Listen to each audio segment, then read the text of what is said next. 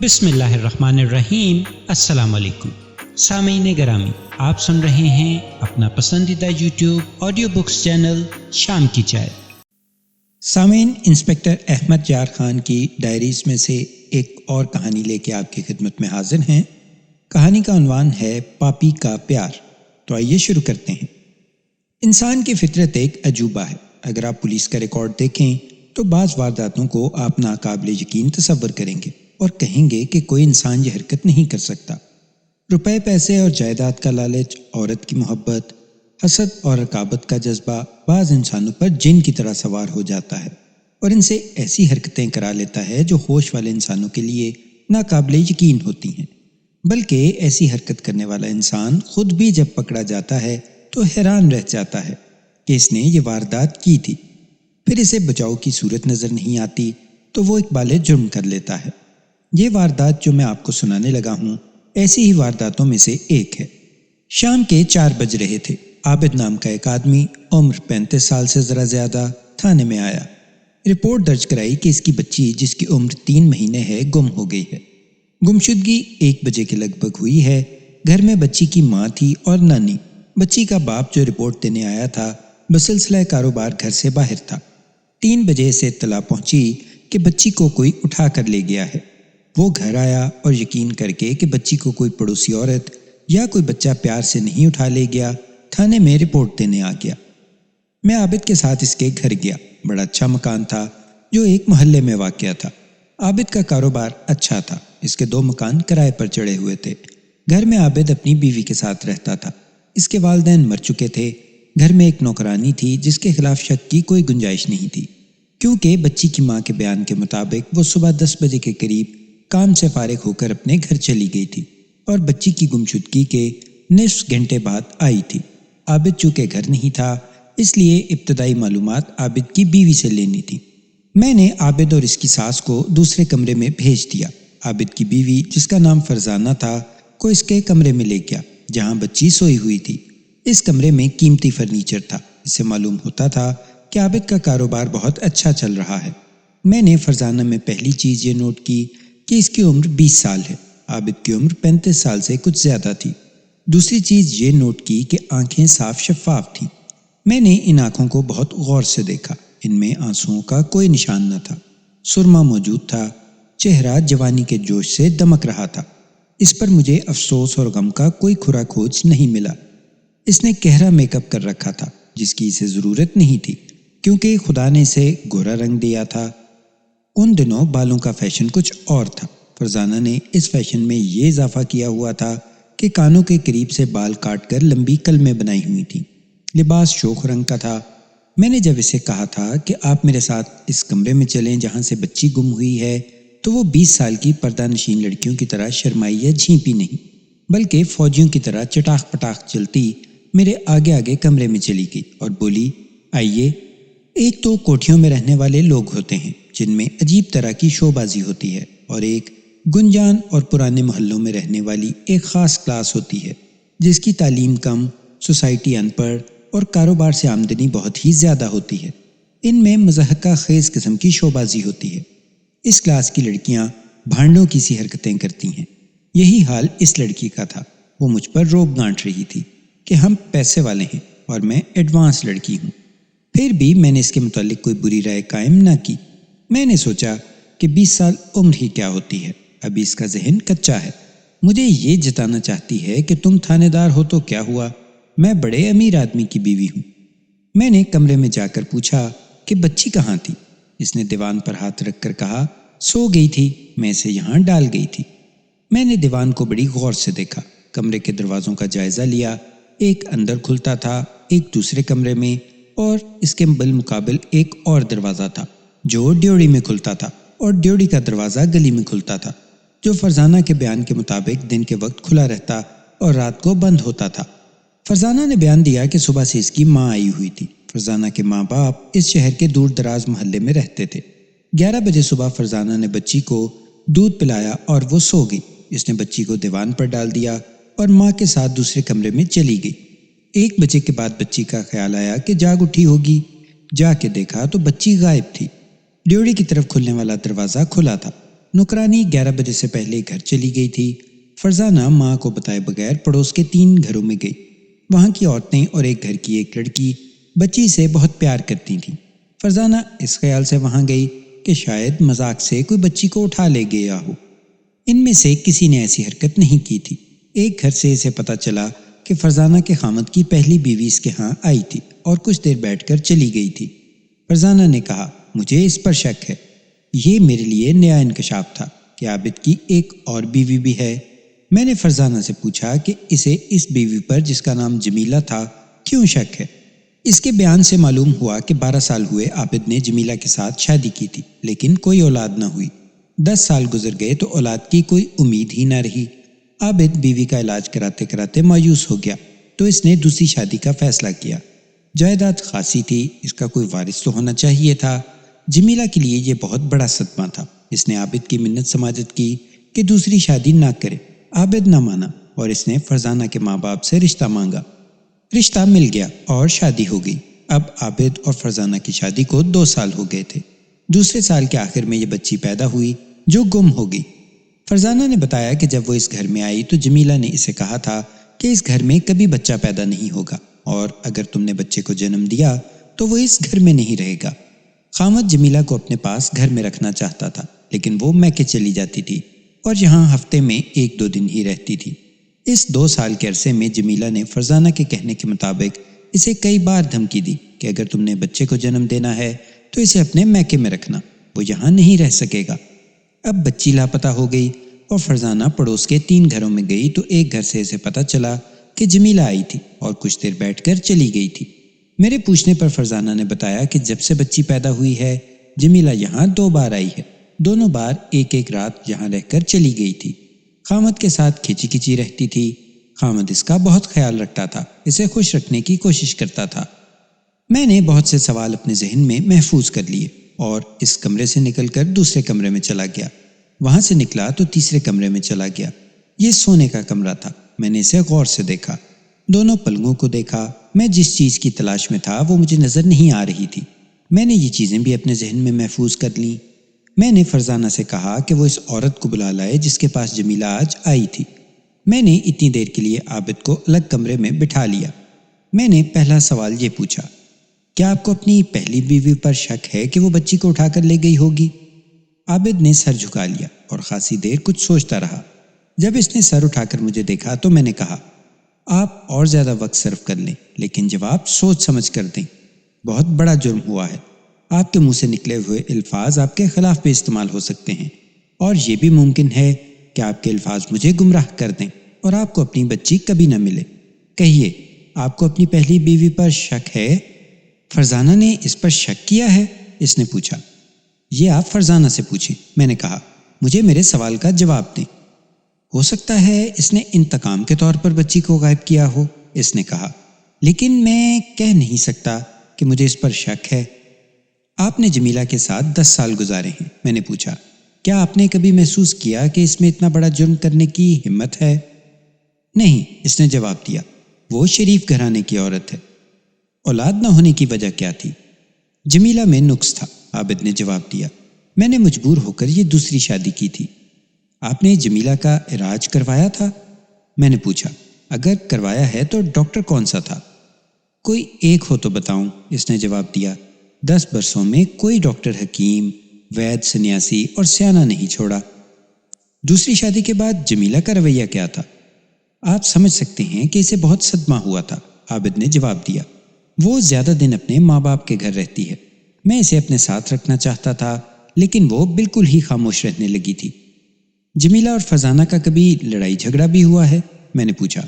اور فرزانہ نے کبھی آپ کو یہ کہا ہے کہ جمیلہ کو طلاق دے دیں، یا اس نے کبھی اس کے خلاف کوئی شکایت کی ہے؟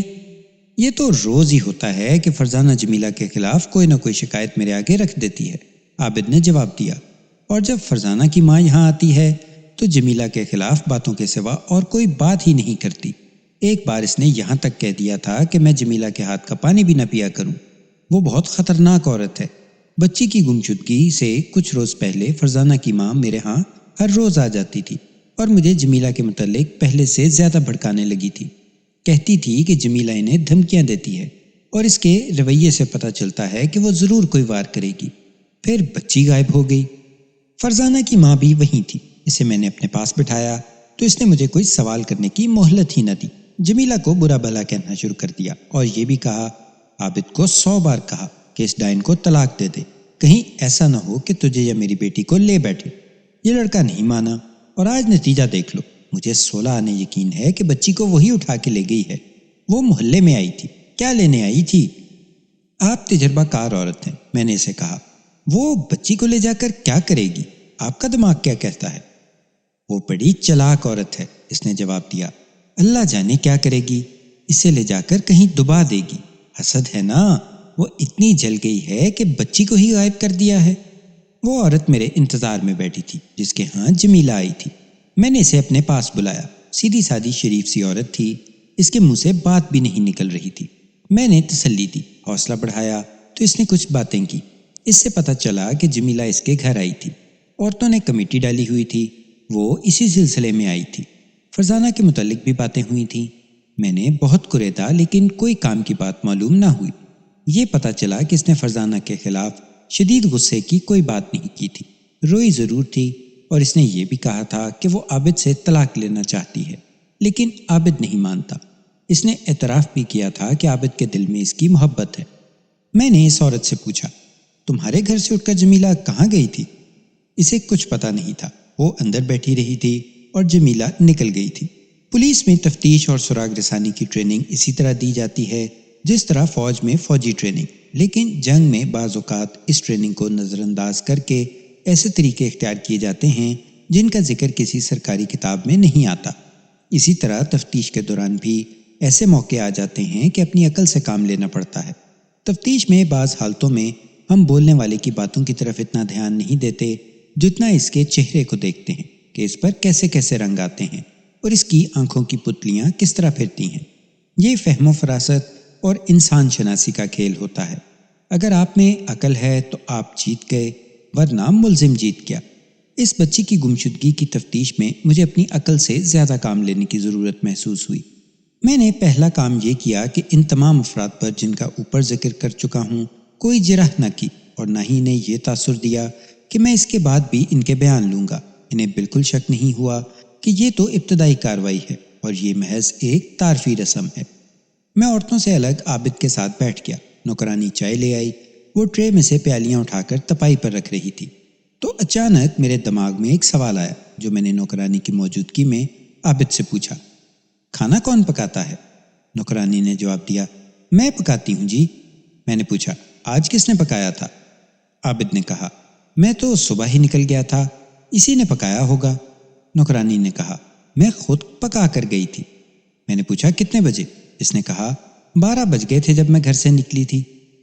چائے کے دوران عابد کے ساتھ باتیں ہوتی رہیں جنہیں میں نے گپ شپ کا رنگ دیے رکھا، مگر عابد کا ہر لفظ ذہن میں محفوظ کرتا گیا۔ اس پر خاص قسم کی گھبراہٹ طاری تھی، بلکہ بعض اوقات تو وہ چکرایا ہوا معلوم ہوتا تھا۔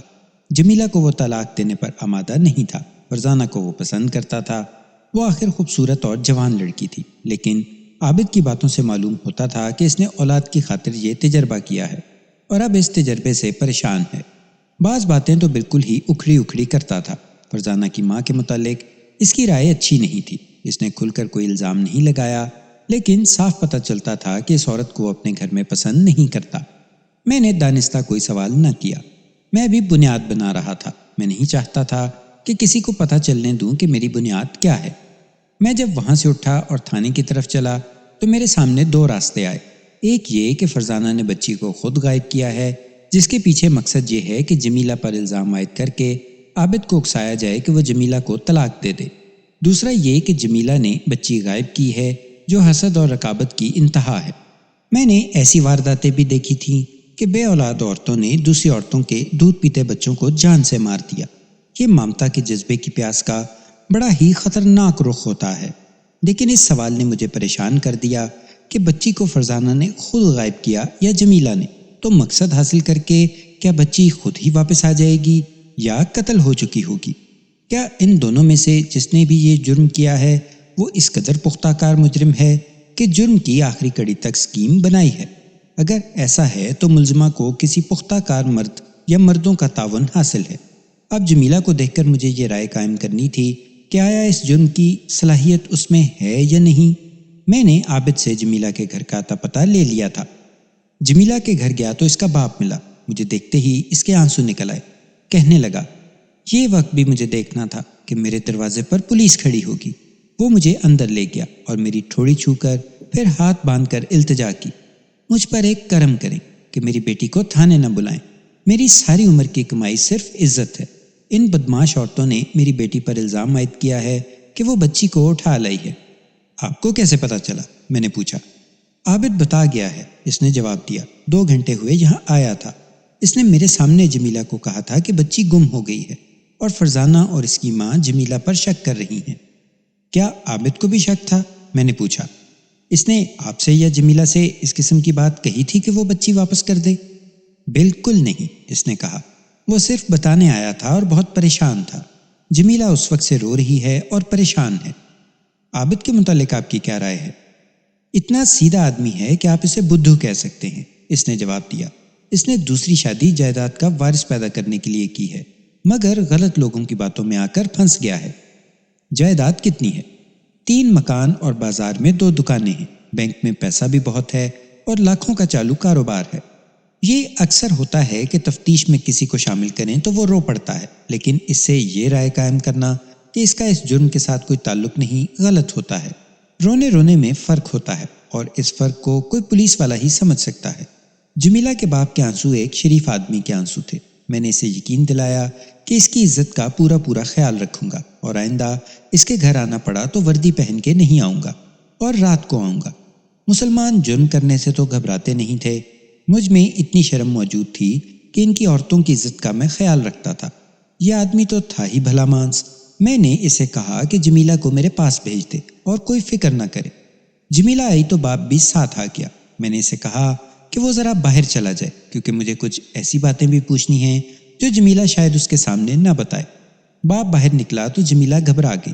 وہ فرزانہ سے بالکل الٹ تھی، اس میں سادگی اور حیا تھی۔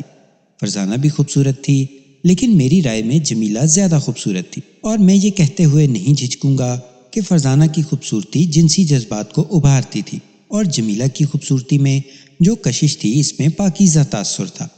اس کا چہرہ اداس بلکہ بجھا ہوا تھا۔ آنکھیں بتاتی تھیں کہ جمیلہ بہت دیر روتی رہی ہے۔ اس کے مقابلے میں فرزانہ کی آنکھیں شفاف تھیں۔ اگر میں ان دونوں کو اکٹھا کھڑا کر کے کسی سے پوچھتا کہ ان دونوں میں سے کس کی بچی گم ہوئی ہے تو وہ چہرہ اور آنکھیں دیکھ کر جمیلہ کی طرف اشارہ کرتا۔ ادھر ادھر کی باتیں کر کے میں نے جمیلہ کے باپ کی شرافت کی تعریف کی اور اس کی پریشانی پر اپنی پریشانی کا اظہار کیا تو جمیلہ کے اعصاب سے پولیس کا ڈر اتر گیا۔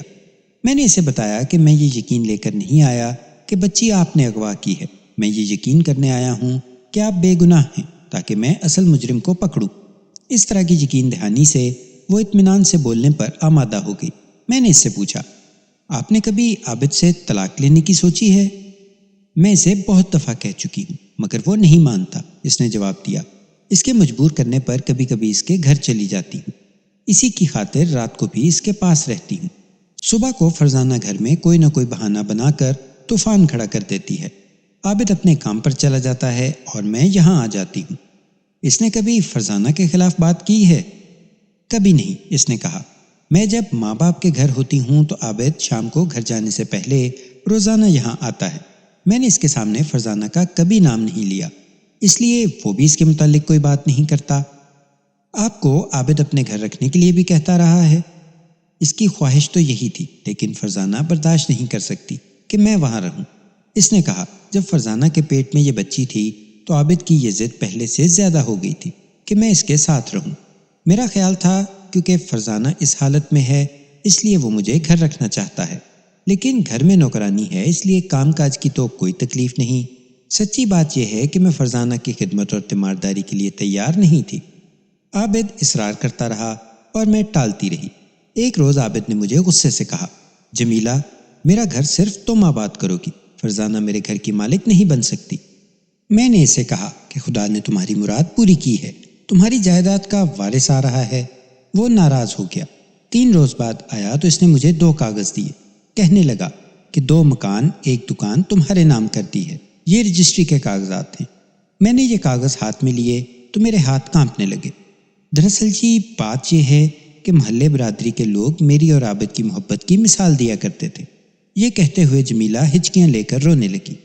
میں خاموش بیٹھا رہا۔ وہ کچھ دیر بعد سنبھلی تو کہنے لگی، عابد نے یہ غلطی کی کہ فرزانہ کو بتا دیا کہ اس نے 2 مکان اور 1 دکان میرے نام رجسٹری کر دی ہے۔ میں عابد کے مجبور کرنے پر ایک روز اس کے گھر چلی گئی۔ رات کو ہم ایک ہی کمرے میں سوئے اور فرزانہ دوسرے کمرے میں اکیلی رہی۔ صبح عابد کام پر جانے لگا تو بڑا جذباتی ہو کر کہنے لگا کہ خدا کے لیے ایک رات اور یہیں گزار جاؤ۔ وہ کام پر چلا گیا اور میں رک گئی۔ فرزانہ مجھ پر برسنے لگی، کہنے لگی کہ عابد پر تیرا جادو چل گیا ہے، تو نے آدھی سے زیادہ جائیداد بھی اس سے لکھوا لی ہے اور مجھے بھی گھر سے نکلوانا چاہتی ہو۔ میں نے اسے کہا کہ میں یہاں 1 منٹ کے لیے بھی یہاں نہیں رہنا چاہتی، میں تو اس سے طلاق مانگ رہی ہوں، تم ہی اسے کہو کہ مجھے طلاق دے دے۔ وہ بولی کہ وہ تجھے طلاق کیوں دے گا، وہ تو مجھے طلاق دیتا پھر رہا ہے، کوئی نہ کوئی بہانہ بنا کر روز لڑائی جھگڑا کھڑا کر دیتا ہے۔ اس وقت میں نے اس سے وہ بات کہہ دی جو میں نہیں کہنا چاہتی تھی۔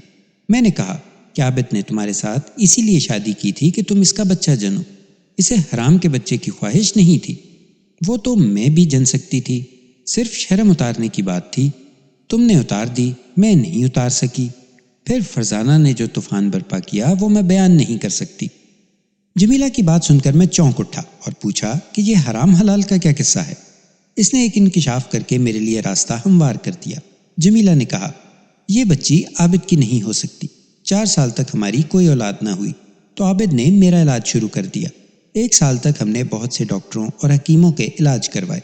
ایک ڈاکٹر نے عابد کو اپنا معائنہ کرانے کے لیے کہا، معائنہ کرایا تو نقص عابد میں نکلا۔ اگلا 1 سال وہ اپنا علاج کرواتا رہا۔ وہ جسمانی لحاظ سے ٹھیک تھا، بظاہر اسے کوئی شکایت نہیں تھی، مگر اولاد نہ ہوئی۔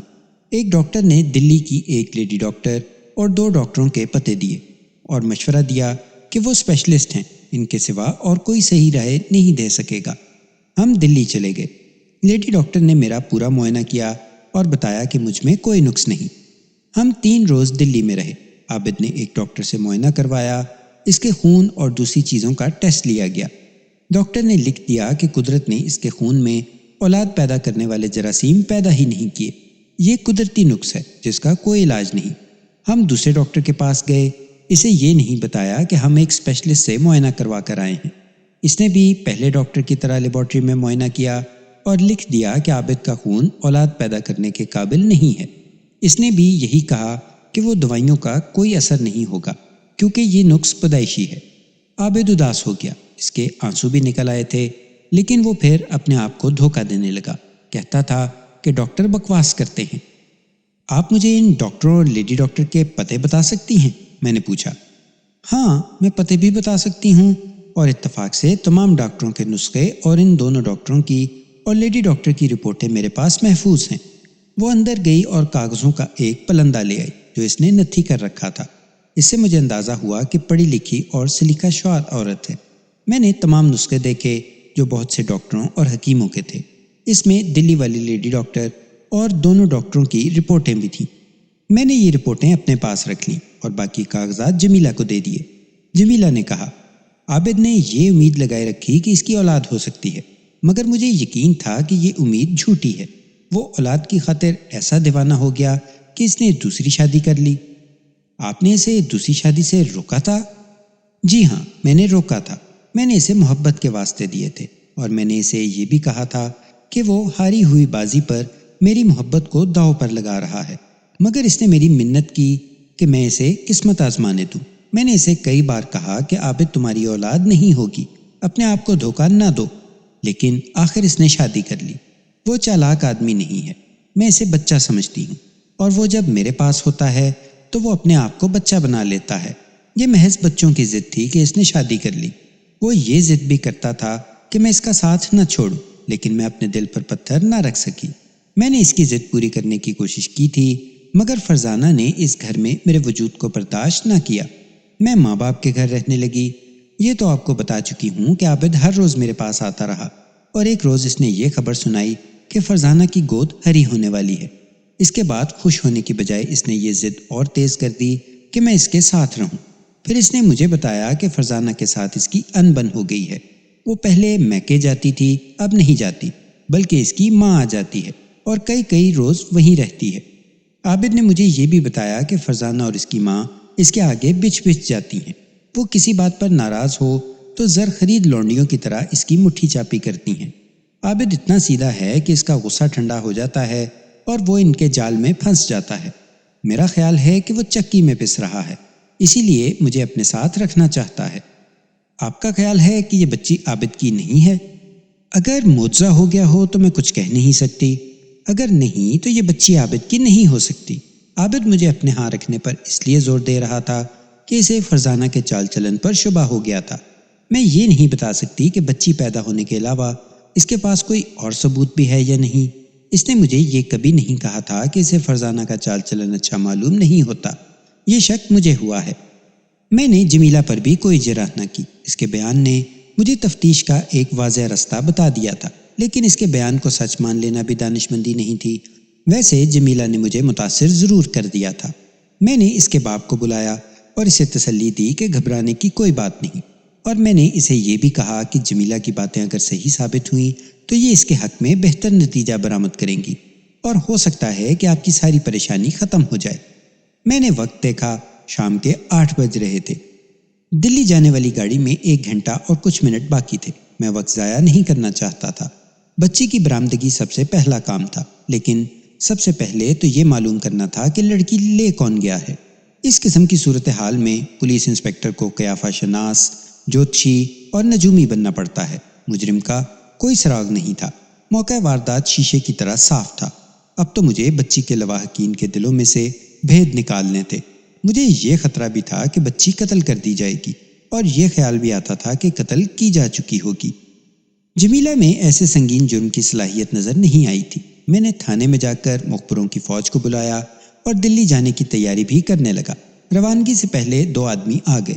انہیں عابد کے گھر، فرزانہ کے ماں باپ کے گھر اور جمیلہ کے گھر کی نگرانی کرنے اور تینوں گھروں کے مردوں کے متعلق رپورٹ دینے کو کہا۔ میں چونکہ دلی جا رہا تھا، اس لیے اپنے ASI بشمبر ناتھ کو بتایا کہ وہ باقی مخبروں کی کیا کیا ڈیوٹی لگائے۔ میں ریلوے اسٹیشن چلا گیا۔ پیسنجر ٹرین نے صبح 5 بجے دلی پہنچایا۔ وہاں وقت گزارنے کے لیے پولیس ہیڈ کوارٹر چلا گیا اور ایک دوست کے کوارٹر میں جا کر سو گیا۔ 10 بجے آنکھ کھلی تو تیار ہو کر اسی لیڈی ڈاکٹر کے کلینک میں پہنچا جس نے جمیلہ کا معائنہ کیا تھا۔ اسے جمیلہ کی رپورٹ دکھائی۔ اس نے پرانا ریکارڈ دیکھا اور رجسٹر سے دیکھ کر اس نے مریضوں کے کارڈ دیکھے اور جمیلہ کا کارڈ نکال لیا۔ یہ Anglo Indian lady doctor Mrs Francis تھی۔ اس زمانے میں مریضوں کی آج والی بھرمار نہیں ہوتی تھی۔ 5-6 سال پرانا ریکارڈ ڈھونڈتے اسے دیر نہ لگی۔ اس نے ذہن پر زور دے کر جواب دیا، یہ رپورٹ میری لکھی ہوئی ہے اور یہ بالکل صحیح رپورٹ ہے۔ پھر دونوں ڈاکٹروں کے پاس باری باری گیا۔ دونوں ہندو تھے۔ انہیں عابد کی رپورٹیں دکھائیں۔ انہوں نے کہا یہ آدمی اولاد پیدا نہیں کر سکتا اور اس نقص کا کوئی علاج نہیں۔ دونوں کے پاس اپنے لیبارٹری ٹیسٹوں کی ٹائپ شدہ رپورٹوں کی کاربن کاپیاں موجود تھیں۔ میں نے بتا چکا تھا کہ میں پولیس آفیسر ہوں اور ضرورت پڑی تو انہیں کورٹ میں آنا پڑے گا۔ دونوں گواہی دینے پر آمادہ تھے۔ میں اسی روز دلی سے واپس اپنے تھانے چلا گیا۔ رات ہو چکی تھی۔ اب میں یہ لائن اختیار کرنا چاہتا تھا کہ بچی کو فرزانہ نے خود غائب کیا ہے اور الزام جمیلہ پر عائد کیا ہے تاکہ عابد جمیلہ سے بدظن ہو جائے، لیکن میرا دماغ اس سوال پر آ کر چکرا جاتا تھا کہ کیا ماں اپنی دودھ پیتی بچی کو غائب کر سکتی ہے؟ اس سوال پر آ کر میں یہ سوچنے لگتا کہ یہ ڈرامہ صرف اسی صورت میں کامیاب ہو سکتا ہے کہ فرزانہ بچی کو زندہ یا مردہ جمیلہ کے گھر سے برآمد کروائے اور ایسی شہادت مہیا کرے کہ جمیلہ کا جرم ثابت ہو جائے۔ اس کے لیے کسی بڑے ہی قابل اور جرم کے ماہر دماغ کی ضرورت تھی۔ اب مجھے ان سوالوں کے جواب ڈھونڈنے تھے۔ عابد کی نوکرانی نے کہا تھا کہ وہ کھانا پکا کر 12 بجے گھر سے نکلی تھی، لیکن فرزانہ نے کہا تھا کہ نوکرانی 10 بجے چلی گئی تھی۔ تو کیا یہ ہو سکتا ہے کہ نوکرانی 1 بجے کے قریب گئی ہو اور فرزانہ کے ایما پر بچی کو ساتھ لے گئی ہو؟ عابد نے کہا تھا کہ اولاد پیدا نہ کرنے کا نقص جمیلہ میں ہے۔ اس نے اسپیشلسٹ ڈاکٹروں کی رپورٹیں مجھ سے کیوں چھپائیں؟ کیا عابد کے پاس بچی کی پیدائش کے علاوہ کوئی اور ثبوت ہے کہ فرزانہ کا چال چلن اچھا نہیں؟ میں نے عابد کے گھر جا کر وہ دیوان دیکھا تھا جس پر سوئی ہوئی بچی کو ڈالا گیا تھا۔ میں ایک چیز دیکھنے کے لیے مختلف کمروں میں گیا تھا، مجھے وہ چیز نظر نہیں آئی تھی۔ صبح 10 بجے کے قریب میں پھر عابد کے گھر چلا گیا۔ فرزانہ کا میک اپ گہرا اور تازہ تھا۔ اس کی ماں بھی وہیں تھی۔ عابد اپنے کام پر جا چکا تھا۔ میں نے فرزانہ اور اس کی ماں کو الگ کمرے میں بٹھا لیا۔ دونوں کی آنکھوں کو دیکھا، آنکھیں صاف تھیں۔ میں نے بے تکلفی کا مظاہرہ کرتے ہوئے کہا، بڑی ٹھنڈ ہے، پہلے مجھے چائے پلوائیے۔ میں نے دوستانہ اور ہمدردانہ باتیں شروع کر دی۔ فرزانہ نے نوکرانی کو چائے کے لیے کہہ دیا۔ میں نے کہا، میں کل جمیلہ کے ہاں گیا تھا، بڑی خطرناک عورت ہے، آپ کو خدا کا شکر ادا کرنا چاہیے کہ اس نے بچی پر وار کیا ہے۔ عابد کو ہی نہیں لے بیٹھی۔ فرزانہ، تمہارے مقابلے میں جمیلہ تو نوکرانی لگتی ہے، عابد کو چاہیے کہ اسے فوراً طلاق دے دے۔ ماں بیٹی نے اکٹھا ہی بولنا شروع کر دیا۔ جمیلہ کے خلاف وہ زہر اگلا کہ میں بھی حیران رہ گیا۔ انہوں نے مجھ سے مشورہ لیا کہ عابد سے جمیلہ کو طلاق کس طرح دلوائی جائے۔ وہ مجھے اپنا ہمدرد سمجھنے لگی۔ میں مخلص دوست کی طرح انہیں مشورے دیتا رہا۔ ماں نے پوچھا کہ جو جائیداد عابد جمیلہ کے نام کر چکا ہے وہ کس طرح واپس ہو سکتی ہے۔ میں نے اس مسئلے کا بے معنی سا حل پیش کر دیا اور جمیلہ کے خلاف بھی کچھ باتیں کی۔ چائے آئی، ہم پیتے رہے۔ ماں معلوم نہیں کیوں یا شاید دانستہ باہر نکل گئی۔ فرزانہ صوفے پر میرے ساتھ لگ کر بیٹھ گئی اور بڑی بے تکلفی سے ایک ہاتھ میرے زانو پر رکھ کر اور دوسرا ہاتھ میرے ہاتھ میں دے کر بولی، آپ ہی ہماری مدد کر سکتے ہیں، جمیلہ کو طلاق دلوا دیں۔ میں نے اس کا ہاتھ دبا کر کہا، یہ آپ مجھ پر چھوڑ دیں۔ میں اس کی آنکھوں میں آنکھیں ڈال کر مسکرایا۔ اس وقت اس کی مسکراہٹ کوئی اور ہی قسم کی تھی۔ کوئی مرد اس مسکراہٹ کو ٹال نہیں سکتا۔ اس نے میرا ہاتھ دبایا اور کہا، میں آپ کی ہر فرمائش پوری کروں گی۔ میرا مسئلہ حل ہو گیا۔ مجرم بالکل کچے تھے، اور یہ تو آپ نے بھی نوٹ کیا ہوگا کہ فرزانہ اور اس کی ماں نے ایک بار بھی نہیں کہا کہ ان کی بچی برآمد کی جائے۔ ان پر عابد کی جائیداد اور جمیلہ کے خلاف حسد اس حد تک سوار تھا کہ میں نے جھوٹی دوستی اور بے تکلفی کا اظہار کیا تو وہ تمام پردے اٹھا کر میرے سامنے آ گئی۔ اس کے باوجود مجھے یہ یقین کرنا تھا کہ انہوں نے بچی خود غائب کی ہے۔ یہ بھی ہو سکتا تھا کہ بچی کو کوئی پردہ فروش یا کوئی اور پیشہ ور مجرم اٹھا لے گیا ہو اور ان ماں بیٹی نے جمیلہ پر شک کیا ہو یا جمیلہ کو اس میں ملوث کرنے کی اسکیم بنا لی ہو۔ اس شک کے پیش نظر مجھے ضرورت محسوس ہوئی کہ وہ چیزیں دیکھوں جو میں نے پہلے دن دیکھنے کی کوشش کی تھی لیکن نظر نہیں آئی تھیں۔ میں نے فرزانہ سے کہا، اتنی زیادہ ٹھنڈ میں آپ نے بچی کے نیچے گدا بچھائے بغیر دیوان پر ڈال دیا تھا؟ دیوان پر گدا بچھانے کی ضرورت نہیں تھی، لیکن میرا بھی ایک دودھ پیتا بچہ تھا۔ اتنے چھوٹے بچے کے نیچے چھوٹا سا گدا ضرور بچھایا جاتا ہے، اور اکثر مائیں بچے کے پہلوؤں کے ساتھ چھوٹے چھوٹے گول تکیے ضرور رکھتی ہیں۔ مجھے گدے اور تکیوں کا خیال آیا تو میرا ذہن وہیں اٹک گیا۔ میرا سوال سن کر فرزانہ ذرا سی گھبرائی اور پھر کہنے لگی، میں نے کمبل میں لپیٹ کر ڈال دی تھی۔ میں نے کہا، آپ کی پہلی بچی ہے، آپ نے تو اس کے لیے بڑا خوبصورت گدا بنایا ہوگا۔ میں نے سوال دوستانہ لہجے میں کیا۔ اس نے کہا، بہت خوبصورت۔ میں نے کہا، دکھائیے ذرا، مجھے بھی اپنے بچے کے لیے خوبصورت سا گدا بنوانا ہے۔ فرزانہ کی گھبراہٹ نمایاں ہو گئی۔ اس نے مجھے ٹالنے کے لیے کوئی اور ہی بات شروع کر دی۔ فرزانہ کی ماں جو کمرے سے نکل گئی تھی واپس آ گئی۔ اس وقت میرے ذہن میں ایک اور سوال آ گیا جو میں نے داغ دیا۔ میں نے پوچھا، آپ کو دودھ پریشان کرتا ہوگا؟ میں نے سوچا تھا کہ جوان اور تندرست لڑکی ہے، اس کا دودھ زیادہ اترتا ہوگا اور یہ بہت پریشان ہوتی ہوگی۔ فرزانہ کی بجائے اس کی ماں نے جواب دیا، دودھ تو بوتل سے پلاتے ہیں۔ میں نے پوچھا، اپنا کیوں نہیں پلاتی؟ ماں نے مسکرا کر جواب دیا، اسے شروع میں ہی ایک دوائی دے کر دودھ خشک کروا دیا تھا، ابھی یہ ہے بھی تو بچی، اس عمر میں اپنا دودھ پلانے لگے گی تو جسم بھدا ہو جائے گا، کمزوری بھی ہو جاتی ہے۔ مجھے معلوم تھا کہ اکثر امیر زادیاں بچوں کو اپنا دودھ نہیں پلاتی بلکہ دوائیوں سے دودھ خشک کروا دیتی ہیں تاکہ جسم خراب نہ ہو۔ فرزانہ کی ماں کا جواب سن کر میں نے اچانک یہ سوال کیا، بوتل کہاں ہے؟ ماں بیٹی نے بیک وقت ایک دوسرے کی طرف دیکھا اور میں نے دونوں کے چہروں کو دیکھا۔ میں نے گدے اور بوتل کا تیر ہوا میں چلایا تھا، وہ نشانے پر بیٹھا۔ ماں نے کھسیانی ہنسی ہنس کر کہا، وہ تو ٹوٹ گئی تھی۔ میں نے پوچھا، کب؟ فرزانہ اور اس کی ماں نے ایک ہی وقت جواب دیا، لیکن جواب دو تھے۔ ماں نے کہا کل اور بیٹی نے کہا پرسوں۔ میں نے ان پر ظاہر نہیں ہونے دیا کہ میں نے یہ سوال تفتیش کے سلسلے میں کیے ہیں۔ میں ظاہری طور پر ذاتی دلچسپی کا اظہار کر رہا تھا۔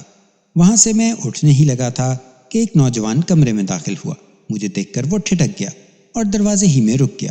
فرزانہ نے ہنس کر کہا، آ جاؤ آ جاؤ، تھانے دار صاحب بہت اچھے آدمی ہیں۔ اندر آ کر اس نے میرے ساتھ ہاتھ ملایا۔ وہ خوبصورت نوجوان تھا اور اس کی خوبصورتی مردانہ نہیں بلکہ زنانہ تھی۔ میں نے اس وقت یہ رائے قائم کی تھی کہ وہ فرزانہ سے زیادہ خوبصورت ہے۔ فرزانہ نے اس کا تعارف ان الفاظ میں کروایا: اس کا نام تجمل ہے، اس کے والدین بچپن میں مر گئے تھے، اسے میری خالہ نے پالا ہے، بہت پیارا لڑکا ہے، آپ اس کا گانا سنیں گے تو سہگل اور کانن بالا کو بھول جائیں گے۔ ان دنوں مرد گویوں میں سہگل اور عورتوں میں کانن بالا کی آوازیں بہت مشہور تھیں۔ میں نے گانا سننے پر آمادگی ظاہر کی تو فرزانہ نے اسے گانا سنانے کو کہا۔ اس نے سہگل کا گایا ہوا ایک بڑا ہی اداس گیت شروع کر دیا۔ گیت کی اداسی کے ساتھ اس نوجوان لڑکے کی آواز کے سوز نے میرے جذبات کو بھی ہلا ڈالا۔ گیت کے الفاظ کچھ اس طرح تھے کہ ایک بچہ ریت کا گھروندا بناتا ہے اور وہ اسے توڑ دیتا ہے۔ ایک دکھیارا انسان خدا سے کہتا ہے کہ وہ تو مورکھ بالک ہے، خود ہی بناتا اور خود ہی توڑ دیتا ہے۔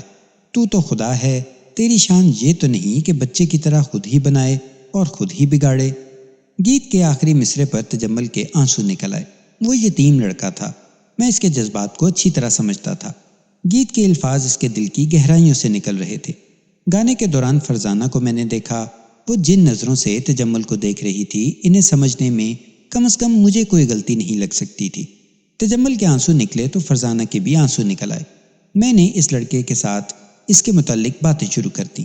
وہ جذباتی تھا۔ میں وہاں سے اٹھا تو میرے ذہن میں امید کی روشنی تھی۔ بچی کا گدا اور بوتل بچی کے ساتھ ہی گئی تھی۔ میں بہت حد تک یہ نتیجہ لے کر وہاں سے نکلا کہ بچی فرزانہ اور اس کے خاندان والوں نے غائب کی ہے، اور اگر بچی عابد کی نہیں تو تجمل کی ہے۔ میں تھانے پہنچا تو فرزانہ کے خاندان کی رپورٹ ملی۔ فرزانہ کی ماں 3 خامند کر چکی تھی، جن میں سے صرف ایک زندہ تھا، 2 مر چکے تھے۔ جوانی میں اس نے غیر مردوں سے جنسی عیاشی بہت کی تھی۔ اسے خامندوں کی صرف جائیداد کے ساتھ دلچسپی رہی ہے۔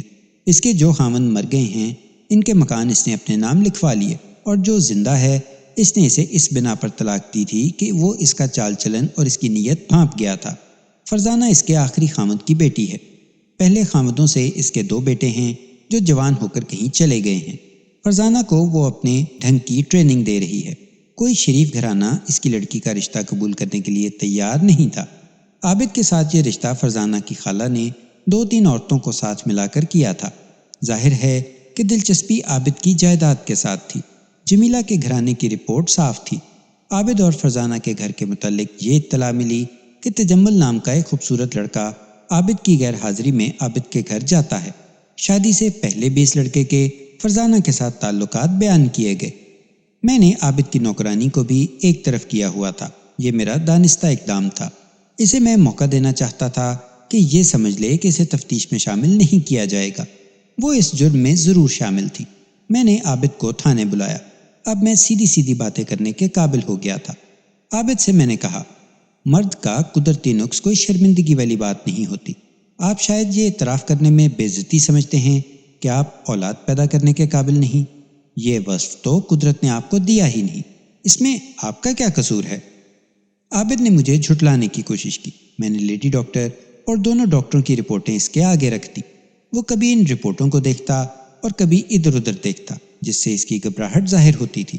اس کا رنگ پھیکا پڑ گیا، اور جب اس نے میری طرف دیکھا تو میں نے پوچھا، آپ کو جب پتا چلا تھا کہ فرزانہ کی گود ہری ہونے والی ہے اور آپ کی مراد پوری ہو گئی ہے تو آپ خوش کیوں نہیں ہوئے تھے؟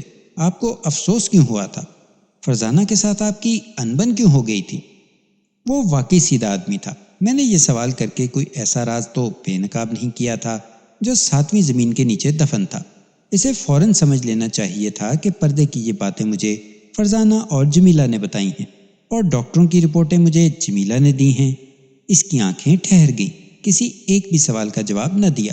میں سمجھ گیا کہ اس کے مردانہ وقار کو سخت ٹھیس پہنچی ہے۔ کوئی مرد کسی مرد سے یہ نہیں سننا چاہتا کہ وہ اولاد پیدا کرنے کے قابل نہیں ہے۔ عابد کی تو زبان ہی گنگ ہو گئی۔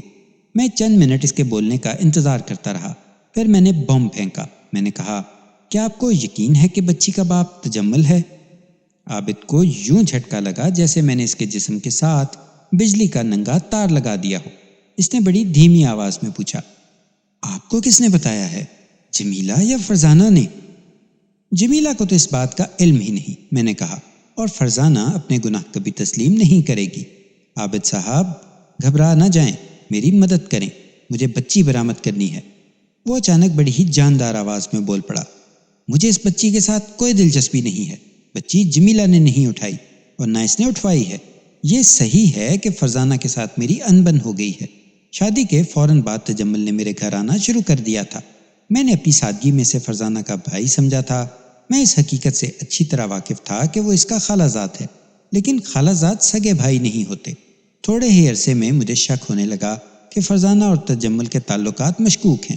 میری نوکرانی اس روز سے میرے گھر میں ہے جس روز سے جمیلہ میرے گھر آئی تھی۔ مجھے اس پر بھروسہ تھا۔ ایک روز میں نے نوکرانی سے کہا کہ وہ تجمل اور فرزانہ پر نظر رکھے، لیکن اس نے دونوں کی تعریفیں شروع کر دیں اور کہا کہ آپ ایسا شک نہ کریں، وہ تو بہن بھائی ہیں۔ ایک روز میں نے بہن بھائی کو نازیبا حرکتیں کرتے دیکھ لیا۔ فرزانہ، اس کی ماں اور نوکرانی نے مجھے ایسا گھیرا کہ مجھے یقین کرنا پڑا کہ جو کچھ میں نے دیکھا ہے وہ شریفانہ حرکت تھی۔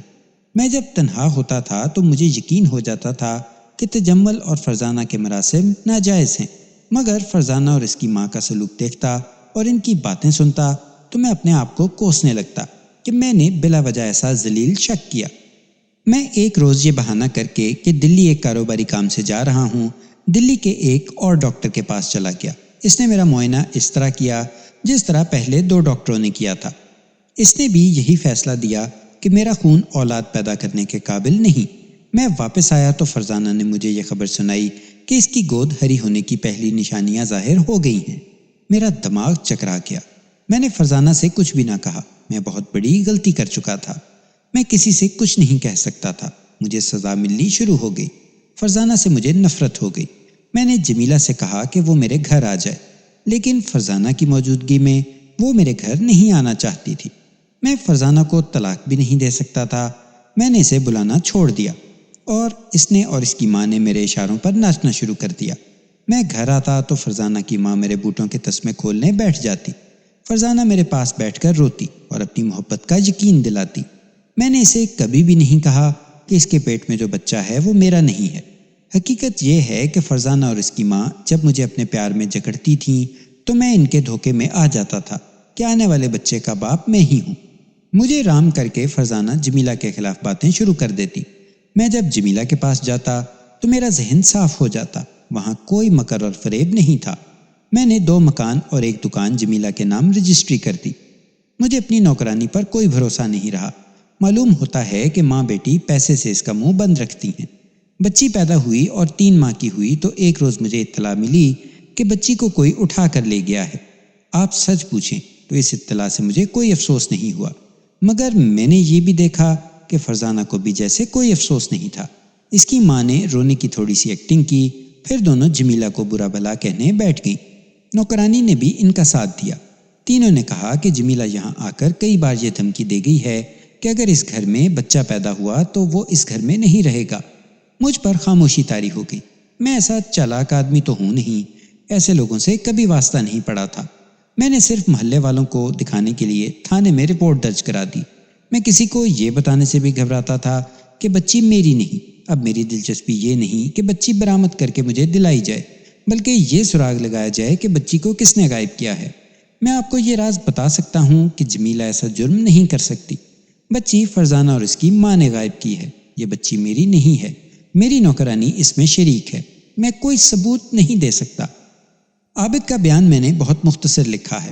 وہ پورا 1 گھنٹہ بولتا رہا تھا۔ ایک بار اس کے آنسو بھی نکل آئے تھے۔ اس نے کام کی بہت سی باتیں بتا دیں اور میرا ذہن اس معاملے میں صاف ہو گیا کہ بچی کی گمشدگی کے پیچھے فرزانہ اور اس کی ماں کا اپنا ہاتھ ہے، اور اس جرم میں نوکرانی بھی شامل ہے اور تجمل بھی۔ مجھے شک یہ تھا کہ بچی نوکرانی کے گھر میں ہوگی۔ میں نے عابد سے نوکرانی کے گھر کے متعلق پوچھا تو اس نے ایسے علاقے کا نام لیا جہاں سی کلاس کے لوگ رہتے تھے۔ وہاں جواری اور چھوٹے موٹے جرائم کرنے والے لوگ بھی رہتے تھے۔ اس آبادی کے لوگوں کا آپس میں اتفاق بہت تھا۔ وہ ایک دوسرے کے جرائم پر پردہ ڈالے رکھتے تھے۔ چوری کا مال وہاں جا کر غائب ہو جاتا تھا۔ ایک گھر میں جوا چل رہا ہوتا تو ساتھ والے گھر کے لوگ چوکیداری کرتے تھے۔ اسی بستی کے کسی گھر پر چھاپا ہمیشہ ناکام رہتا تھا۔ کچے کچے چھوٹے چھوٹے مکان ایک جھرمٹ کی شکل میں تھے۔ تنگ اور گندی گلیاں، ارد گرد کوئی آبادی نہیں تھی۔ اس آبادی کے بچے دور سے کسی مشکوک آدمی کو آتا دیکھتے تو کانوں کان ساری آبادی کو خبردار کر دیتے تھے۔ وہاں جو شریف قسم کے خانسامے، بیرے اور گھروں کے نوکر رہتے تھے وہ دوسروں کے ڈر سے ان کے ساتھ تعاون کرتے تھے، اس لیے میں نے نوکرانی کے گھر چھاپا مارنے کو نظر انداز کر دیا۔ اس کی بجائے میں نے ایک اور پروگرام بنایا۔ یہ میری غلطی تھی۔ میں نے یہ غلطی مسلمان گھرانوں کی عزت بچانے کی خاطر کی۔ میں اس معاملے میں خاصا جذباتی ہوا کرتا تھا۔ میں نے اپنے پولیس کے فرائض سے ہٹ کر یہ سوچا کہ فرزانہ اور اس کی ماں سے کہوں کہ وہ بچی خود ہی گھر لے آئیں، اور میں اس شرط پر ان کے خلاف مقدمہ قائم نہیں کروں گا کہ فرزانہ عابد سے طلاق لے کر تجمل کے ساتھ شادی کر لے۔ ایسا اقدام میرے فرائض میں شامل نہیں تھا، بلکہ فرائض کے منافی تھا۔ میں دراصل جمیلہ کو از سر نو عابد کے گھر آباد کرنا چاہتا تھا۔ دونوں ایک دوسرے کو چاہتے تھے اور عابد اپنی لغزش کی سزا بھگت چکا تھا۔ میں فرزانہ کے گھر چلا گیا۔ وہ مجھے بے تکلفی سے ملی۔ اس کی ماں بھی دوڑی آئی۔ میں نے اس کی ماں کو کمرے سے نکال دیا۔ میرے رویے میں اب دوستی کا رنگ ناپید تھا۔ میں نے فرزانہ سے کہا، فرزانہ، جیل جانا چاہتی ہو یا اپنے ماں کے گھر؟ اس کے چہرے اور آنکھوں میں جو تبدیلی آئی وہ میں بیان نہیں کر سکتا۔ وہ کچھ کہنا چاہتی تھی مگر ہونٹ نہ ہلے، اس کے منہ سے کوئی بات نہ نکلی۔ میں نے اس سے کہا، میری بات پورے دھیان سے سنو۔ اگر میری جگہ کوئی اور ہندو تھانے دار ہوتا تو اب تک تمہاری ماں، تجمل اور تمہاری نوکرانی حوالات میں بند ہوتی اور بچی برآمد ہو چکی ہوتی۔ میں مسلمان ہوں، تمہاری ساری عمر کی بے عزتی سے بچنا چاہتا ہوں۔ کوئی ماں اپنی بچی کو خود غائب نہیں کر سکتی، اس نے کہا۔ عابد صاحب کو خدا نے 12 سال بعد، یہ بچی عابد کی نہیں ہے۔ میں نے اس کی بات کاٹ دی۔ اس کا باپ تجمل ہے۔ تم انگریزی پڑھ سکتی ہو؟ نہیں۔ میں نے ڈاکٹروں کی رپورٹیں اسے دکھا کر کہا، عابد کسی بچے کا باپ نہیں بن سکتا، یہ ڈاکٹروں نے لکھا ہے۔ تم جائیداد کے چکر میں پڑ کر سیدھی جیل جا رہی ہو۔ میں تمہیں اس چکر سے بچانا چاہتا ہوں۔ بچی کو گھر لے آؤ۔ لیکن بچی ہے کہاں؟ وہ ابھی تک مجھے چکر دے رہی تھی۔ جہاں تم نے دودھ کی بوتل، بچی کے گدے اور کپڑے بھیجے ہیں، تم بچی نہیں لاؤ گی تو آج شام سے پہلے میں وہاں سے بچی کو لے آؤں گا۔ پھر تم اپنی ماں، نوکرانی اور تجمل کے ساتھ 3 سال کے لیے جیل خانے میں چلی جاؤ گی۔ اس وقت میں نے محسوس کیا کہ ڈیوڑی میں سے گزر کر کوئی باہر گیا ہے۔ میں ادھر توجہ نہ دے سکا کیونکہ فرزانہ نے بڑی زور سے چلانا شروع کر دیا، امی امی ادھر آنا ذرا، دیکھو یہ کیا کہہ رہے ہیں۔ اس کی ماں فوراً کمرے میں آ گئی۔ تب میں نے سمجھا کہ وہ دروازے کے ساتھ ہی کھڑی باتیں سن رہی تھی۔ میں نے اسے بھی یہی باتیں کی جو میں فرزانہ سے کہہ چکا تھا۔ وہ پرانی کھلاڑی تھی، ایسی بھولی بنی جیسے بڑی ہی سیدھی سادی عورت ہو اور جیسے اسے میری کوئی بات سمجھ ہی نہ آ رہی ہو۔ تجمل اور فرزانہ کے تعلقات کے متعلق اس نے قرآن کی قسمیں کھائیں اور یہ کہا کہ یہ منہ بولے بہن بھائی ہیں، یہ تو جمیلہ اور عابد نے آپ کے کان بھر دیے ہیں۔ میں نے اس کے ساتھ آدھا گھنٹہ مغز کھپائی کی مگر یہ عورت پروں پر پانی نہیں پڑنے دے رہی تھی۔ مجھے بہرحال یقین ہو چکا تھا کہ بچی ان دونوں نے غائب کی ہے اور اب انہیں ڈھیل دی تو یہ بچی کا گلا گھونٹ کر لاش جمیلہ کے گھر پھینکنے کی کوشش کریں گے، اور یہ حرکت رات کو ہی ہو سکتی ہے، اور یہ بھی ہو سکتا ہے کہ بچی کو زندہ ہی اس کے گھر کسی طرح رکھائیں اور لوگوں سے کہیں کہ جمیلہ کے گھر چل کر دیکھو، بچی کو اس نے چھپا رکھا ہے۔ یہ تو میری قیاس آرائی تھی کہ وہ بچی کو اب کس طرح استعمال کریں گی۔ ایسے استعمال کے لیے بڑے ہی قابل دماغ کی ضرورت تھی۔ ماں کی ایکٹنگ دیکھ کر بیٹی بھی دلیر ہو گئی۔ اس نے کہا، اگر مجھے بتا دیں کہ جمیلہ نے آپ کو کیا دیا ہے تو میں اس سے دگنا دوں گی، آپ ہمیں اس طرح پریشان نہ کریں۔ میرے صبر، تحمل اور اسلامی جذبے کی حد ختم ہو گئی۔ میرا ہیڈ کانسٹیبل اور ایک کانسٹیبل باہر کھڑے تھے۔ میں نے باہر جا کر کانسٹیبل کو عابد کی دفتر نما دکان کا پتہ دیا اور اسے کہا کہ فوراً گھر آ جائے۔ وہ دوڑتا گیا۔ میں کمرے میں آ کر باورچی خانے میں گیا اور پھر دوسرے 3-4 کمروں میں گیا۔ مجھے نوکرانی نظر نہ آئی۔ فرزانہ اور اس کی ماں بھی کمرے سے باہر آ گئیں۔ میں نے ان سے پوچھا، نوکرانی کہاں ہے؟ ماں نے کہا، یہی تھی، اور اس نے اسے آوازیں دینی شروع کر دی۔ پھر بولی، شاید چلی گئی ہے۔ تب مجھے یاد آیا کہ جس وقت فرزانہ نے کمرے میں ماں کو بلایا تھا اس وقت کوئی ڈیوڑی میں سے گزر کر باہر گیا تھا۔ میں نے ان سے پوچھا، اس وقت وہ کہاں گئی ہوگی؟ مجھے جواب جو ملا وہ مشکوک تھا۔ ماں اور بیٹی کا لب و لہجہ بتا رہا تھا کہ ماں نے میری وہ باتیں سن لی تھی جو میں فرزانہ سے کر رہا تھا۔ اس نے نوکرانی کو بھگا دیا ہے کہ وہ بچی کو غائب کر دے۔ میرے پاس صرف ہیڈ کانسٹیبل ہی تھا۔ تھانے سے مزید کانسٹیبل بلانے کا وقت بچانے کا کوئی ذریعہ نہ تھا۔ میں اب ان عورتوں کو چھوڑ نہیں سکتا تھا۔ میں نے ہیڈ کانسٹیبل سے کہا کہ ان دونوں کو زیر حراست سمجھ کر انہیں کمرے میں بٹھا لے اور ادھر ادھر نہ ہونے دے۔ میں خود تھانے کی طرف دوڑا۔ مجھے کم از کم 4 کانسٹیبلوں کی ضرورت تھی۔ نوکرانی کو گئے بہت وقت ہو گیا تھا۔ مجھے تھانے تک پہنچتے کچھ وقت لگ گیا۔ میں نے 4 کی بجائے 6 لاٹھی بردار کانسٹیبل ساتھ لیے اور اس آبادی کی طرف نکل کھڑا ہوا جہاں نوکرانی رہتی تھی۔ ایک تانگا روکا اور ہم 7 افراد اسی میں بیٹھ گئے۔ آبادی تک پہنچے، کانسٹیبلوں کو آبادی کے راستے روکنے کے لیے بھی بھیج دیا اور ایک آدمی سے نوکرانی کا گھر پوچھ کر میں اس کے گھر تک پہنچا۔ ایک لاغر اور مریض سا آدمی باہر کا دروازہ بند کر کے تالا لگا رہا تھا۔ میرے ساتھ والے آدمی نے بتایا کہ یہ اس کا خاوند ہے۔ میں نے اس کے ہاتھ سے تالا چھین کر پرے پھینک دیا اور دروازہ کھول کر اندر چلا گیا۔ چھوٹا سا صحن اور صرف ایک ہی کمرہ تھا۔ میں نے پوچھا، وہ کہاں ہے؟ خاوند نے معصوم بن کر جواب دیا، وہ تو صبح سے کام پر گئی ہوئی ہے، رات کو آئے گی۔ میں نے اس کی بات سنی اور انسنی کر دی اور کمرے میں چلا گیا۔ میں نے اس عورت کے خاوند کو کان سے پکڑ کر گھسیٹا اور دھکا دے کر اندر پھینک دیا۔ وہ منہ کے بل گرا۔ میں نے کہا، بچی کی جو چیزیں یہاں پڑی ہیں وہ نکال دو۔ وہ گھبرایا ہوا اٹھ رہا تھا۔ میرے ساتھ ایک کانسٹیبل تھا۔ اس نے لاٹھی کے نیچے والا سرا اس کے سینے پر رکھ کر زور سے دبایا اور اسے دیوار کے ساتھ لگا دیا اور زور سے دبایا تو اس کی چیخ نکل گئی۔ کانسٹیبل نے کہا، سنا نہیں تو نے انہوں نے کیا کہا ہے؟ اس نے گردن گھما کر دیکھا تو میں نے اس کے سینے سے کانسٹیبل کی لاٹھی ہٹا دی۔ مجھے ڈر تھا کہ وہ مر ہی نہ جائے۔ وہ تو لاش کی مانند تھا، ہڈیوں کا ڈھانچہ۔ اس نے چپ چاپ ایک ٹرنک کھولا اور اس میں سے بچی کے 4 فراک، 2 سویٹریں، اونی موزے، دودھ کی بوتل اور 2-3 اور چیزیں نکال دیں۔ میں نے پوچھا، بچی کہاں ہے؟ اس نے ہاتھ جوڑ کر جواب دیا، وہ لے گئی ہے۔ کہاں؟ کوئی سی قسم لے لو، اس نے مجھے نہیں بتایا، اس نے جواب دیا اور رو پڑا۔ کہنے لگا، 1 گھنٹہ ہوا دوڑتی آئی تھی، بچی کو کمبل اور گدے میں لپیٹ کر اٹھا لیا اور مجھے کہا کہ بچی کی تمام چیزیں ٹرنک میں رکھ دو۔ میں نے رکھ دیں۔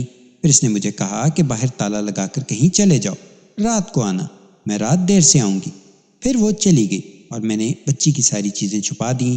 میں فوراً باہر نہیں گیا، اب جا رہا تھا کہ آپ آ گئے۔ تمہیں معلوم ہے کہ وہ بچی کو کہاں لے گئی ہے؟ اس نے پھر ہاتھ جوڑ دیے اور کہا، حضور، میں اس عورت کا خاوند ضرور ہوں لیکن اس کا محتاج ہوں۔ میں دمے کا مریض ہوں، ذرا سی محنت کرتا ہوں تو دمے کا ایسا دورہ پڑتا ہے کہ بے ہوش ہو جاتا ہوں۔ میں کوئی کام نہیں کر سکتا۔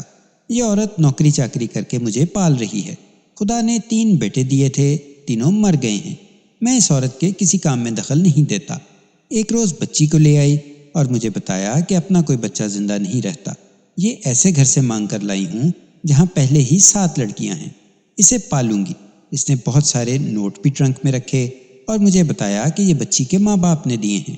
حضور، مجھے پہلے ہی روز سے شک تھا کہ یہ کوئی اور ہی معاملہ ہے، لیکن میں اس کا حکم مانا کرتا ہوں، اس سے کچھ پوچھنے کی جرت نہیں کرتا۔ میں نے اسے مزید معلومات لینے کے لیے کہا کہ وہ تھانے چلے۔ بچی کی جو چیزیں برآمد ہوئی تھیں ان کا مشیر نامہ تیار کیا، ضروری کارروائی کی اور اسے ساتھ لے کر تمام کانسٹیبلوں کو اکٹھا کیا۔ اسے 4 کانسٹیبلوں کے ساتھ تھانے بھیج دیا اور خود 2 کانسٹیبلوں کو ساتھ لے کر عابد کے گھر کی طرف چلا گیا۔ وہاں تک پہنچتے کچھ اور وقت لگ گیا۔ اب تو ایک منٹ قیمتی تھا، مجھے بچی کو بچانا تھا۔ میں سمجھ گیا کہ فرزانہ، اس کی ماں اور نوکرانی کو قبل از وقت پتہ چل گیا تھا کہ میں جان چکا ہوں کہ بچی نوکرانی کے گھر میں ہے۔ چنانچہ انہوں نے فوری کارروائی کر کے بچی کو وہاں سے اٹھا لیا۔ میں اپنی اس غلطی پر پچھتانے لگا کہ ان عورتوں کو مسلمان سمجھ کر ان کی عزت بچانے کا ارادہ کیا اور اپنی ڈیوٹی سے کوتاہی کی۔ مجھے عابد کے بیان کے فوراً بعد ان تینوں کو حراست میں لے لینا چاہیے تھا یا انہیں شامل تفتیش اور مشتبہ قرار دے کر تھانے لے جا کر بٹھا دینا چاہیے تھا، اور نوکرانی کو تفتیش کی ایسی چکی میں پیسنا تھا کہ وہ خود بچی برآمد کروا دیتی۔ مگر مجھے مسلمانوں کی محبت نے مارا اور اب میں بوگیر کتے کی طرح بھاگا پھر رہا تھا۔ میرا مسئلہ اب یہ تھا کہ بچی کو زندہ برآمد کروں، وہ حلال کی تھی یا حرام کی، میرے لیے وہ معصوم اور بے گناہ بچی تھی۔ بچی کا قتل میری برداشت سے باہر تھا۔ اوپر سے شام ہو گئی تھی، یہ ایک اضافی دشواری پیدا ہو گئی۔ میں نے ایک تانگا پکڑ لیا اور اسے اپنے ساتھ رہنے کو کہا۔ اس سے رات بھر کے پیسے پوچھے تو اس نے ہاتھ جوڑ کر کہا، عالیجا، آپ کا اپنا تانگا ہے، پیسے آپ ہی سے لینے ہیں۔ ہماری مجبوری دیکھیے کہ ایسے خطرناک کیسوں کی تفتیش کے لیے ہمارے پاس ٹرانسپورٹ نہیں ہوتی تھی۔ میں نے تانگے والے کو یقین دلایا کہ اسے پیسے ملیں گے، یہ بیگار نہیں ہے۔ وہ خوش ہو گیا۔ میرے ساتھ 2 کانسٹیبل تھے۔ میں سوچ رہا تھا کہ بچی کو یہ لوگ جمیلہ کے گھر نہ پھینک دیں۔ میں نے ایک کانسٹیبل کو جمیلہ کے گھر کا پتہ بتا کر کہا کہ وہ جمیلہ کے باپ سے کہے کہ آج رات اپنے گھر کا پہرا دیں۔ سردیوں کی راتیں تھیں، لوگ اندر سوتے تھے۔ میں نے پیغام بھجوایا کہ رات اپنی چھتوں پر بھی نظر رکھیں اور محلے کے 2-3 آدمی رات کے وقت کہیں چھت پر چھپے رہیں۔ میں نے کانسٹیبل سے کہا کہ وہ انہیں ساری بات بتا دے تاکہ وہ گھبرا نہ جائیں۔ دوسرا کانسٹیبل میرے ساتھ تھا۔ میں عابد کے گھر پہنچا، دروازے پر دستک دیے بغیر اندر چلا گیا۔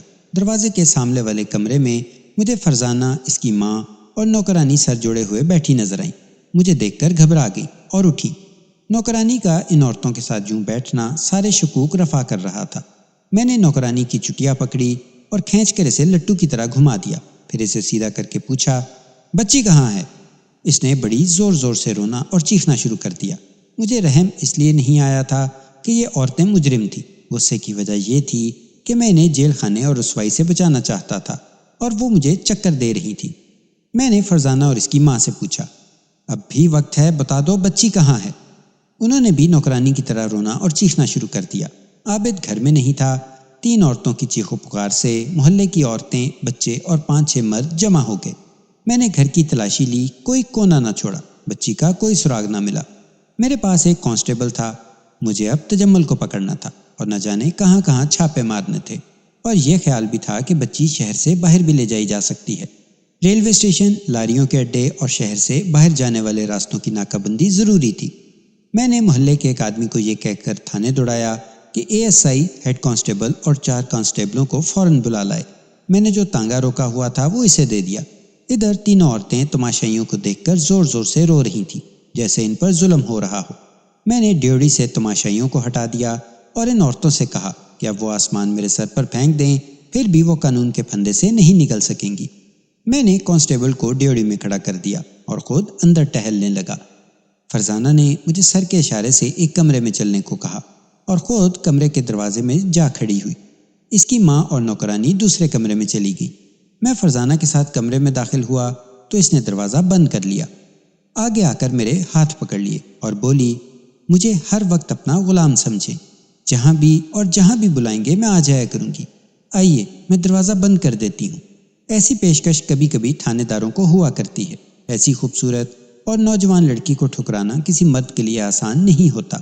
دین دھرم والے روپے پیسے کی رشوت کو ٹھکرا دیا کرتے تھے، لیکن ایسی دلکش رشوت سے منہ موڑنے کے لیے پتھر جیسے کردار کی ضرورت ہوتی تھی۔ یہ رشوت آج بھی چلتی ہے اور قتل، ڈاکے اور اغوا کی پکڑی ہوئی وارداتیں گول ہو جاتی ہیں۔ میں اس وقت جوان تھا، ننگی گالیاں دیا کرتا تھا، انتہائی ذلیل بکواس کر لیتا تھا، ان کے بغیر تفتیش مکمل نہیں ہوتی تھی۔ لیکن مجھ میں یہ وصف معلوم نہیں کہاں سے آ گیا تھا کہ مسلمان عورت کی خاطر اپنی نوکری کو بھی خطرے میں ڈال دیا کرتا تھا۔ کہاں یہ مسلمان بیٹی مجھے اپنا آپ رشوت کے طور پر پیش کر رہی تھی۔ میں وہ باتیں اور حرکتیں لکھنا نہیں چاہتا جو اس نے مجھے گمراہ کرنے کے لیے کی اور میرے کردار اور ایمان کو کیسی کڑی آزمائش میں ڈالا۔ یہ باتیں بہت ہی ننگی اور فحش تھی۔ میں نے اسے کچھ بھی نہ کہا، دروازے کی طرف چلا تو اس نے میرا راستہ روک لیا۔ میرا جسم کانپ رہا تھا اور شاید میرا دماغ چکرا رہا تھا۔ مجھے افسوس ہو رہا تھا کہ یہ ہے وہ لڑکی جسے رسوائی سے بچانے کے لیے میں نے اپنے فرائض میں کوتاہی کی تھی، مگر اس لڑکی نے آزار بند کھول کر اس طرح چھوڑ دیا تھا کہ اس کی شلوار اس کے پاؤں میں گری ہوئی تھی۔ دروازے کی چٹکنی کھلی تھی، میں دروازے کی طرف چلتا تو وہ مجھے روک لیتی۔ میں نے تنگ آ کر اس کے سر پر ہاتھ رکھا اور اس کے بال مٹھی میں لے کر بڑی زور سے کھینچے اور مروڑا دے کر لڑکی کو پرے پھینک دیا۔ لڑکی کے دانت پیسنے لگے اور اس کے منہ سے سی کی ہلکی سی آواز نکلی۔ اچانک کمرے کا دروازہ کھلا۔ فرزانہ کی ماں اور نوکرانی نے ہاتھ مل مل کر چلانا شروع کر دیا، ہائے یہ دیکھو کیا ظلم ہو رہا ہے، ہماری بیٹی پر جھوٹا الزام لگا کر اس کی عزت لوٹ رہا ہے۔ وہ یہی کہتی بکتی کمرے سے نکل گئی۔ میں سمجھ گیا کہ یہ کیا چال ہے۔ انہیں غالباً یہ توقع تھی کہ میں فرزانہ کی پیشکش قبول کر لوں گا اور وہ مجھے موقع پر پکڑ لیں گی۔ فرزانہ بھی چالاک تھی، اس نے یہ سوچا ہوگا کہ میں اسے قبول تو کر نہیں رہا، اس لیے ڈرامہ مکمل کرنے کے لیے شلوار ہی اتار دوں۔ ان عورتوں کو یہ امید ہوگی کہ میں ڈر جاؤں گا اور اپنے جرم کو چھپانے کے لیے ان کی شرطیں مان لوں گا، لیکن میں نے کچھ بھی نہ کیا۔ وہ چیختی رہی، منہ میں جو آیا بکتی رہی اور میں ان کے سامنے ٹہلتا رہا۔ پولیس والوں کا واسطہ تو اس سے بھی زیادہ ذلیل اور خطرناک صورتحال سے پڑ جاتا ہے۔ بڑے بڑے ڈاکوؤں، قاتلوں اور فرزانہ سے زیادہ حسین اور چالاک لڑکیوں کٹی پھٹی لاشوں اور نامی گرامی استادوں سے جن کا واسطہ پڑتا ہے، وہ اگر 3 عورتوں سے ڈر جائیں تو قانون کا اللہ ہی حافظ ہے۔ وہ بکتی رہیں اور میں ان کے سامنے اسی طرح ٹہلتا رہا جیسے میرے کان ہی نہیں ہیں۔ بدبختوں نے یہ بھی نہ سوچا کہ انہوں نے مجھ پر ثابت کر دیا ہے کہ وہ مجرم ہیں اور جرم سے بچنے کے اوچھے طریقے بھی جانتی ہیں۔ یہ دیکھ کر کہ یہ شخص تو پتھر ہے یا برف ہے، وہ خود ہی چپ ہو گئی۔ اتنے میں عابد آ گیا۔ اسے دیکھ کر معلوم نہیں کیوں میری ہنسی نکل گئی۔ اس کے چہرے پر گھبراہٹ تھی جو میری ہنسی سے دور ہو گئی۔ وہ مسکرایا۔ میں نے کہا، خدا کے بندے، تم تو طوائفوں کے جال میں پھنسے ہوئے ہو۔ اسے دیکھ کر تینوں چپ ہو گئی۔ فرزانہ نے شلوار باندھ لی تھی۔ ان کا ڈرامہ فلاپ ہو گیا تھا۔ میں نے عابد کو بتایا کہ یہ تینوں زیر حراست ہیں، ابھی انہیں پولیس اسٹیشن لے جا رہا ہوں، تم جمیلہ کو یہاں لے آؤ۔ میں نے دیکھا اس کی آنکھوں میں آنسو آ گئے تھے۔ اس نے بتایا کہ وہ جمیلہ کے گھر سے آ رہا ہے۔ کانسٹیبل نے وہاں بتا دیا تھا کہ رات کو اپنے گھر کا پہرا دیں۔ عابد اپنے اس گھر کی خبر لینے آ گیا۔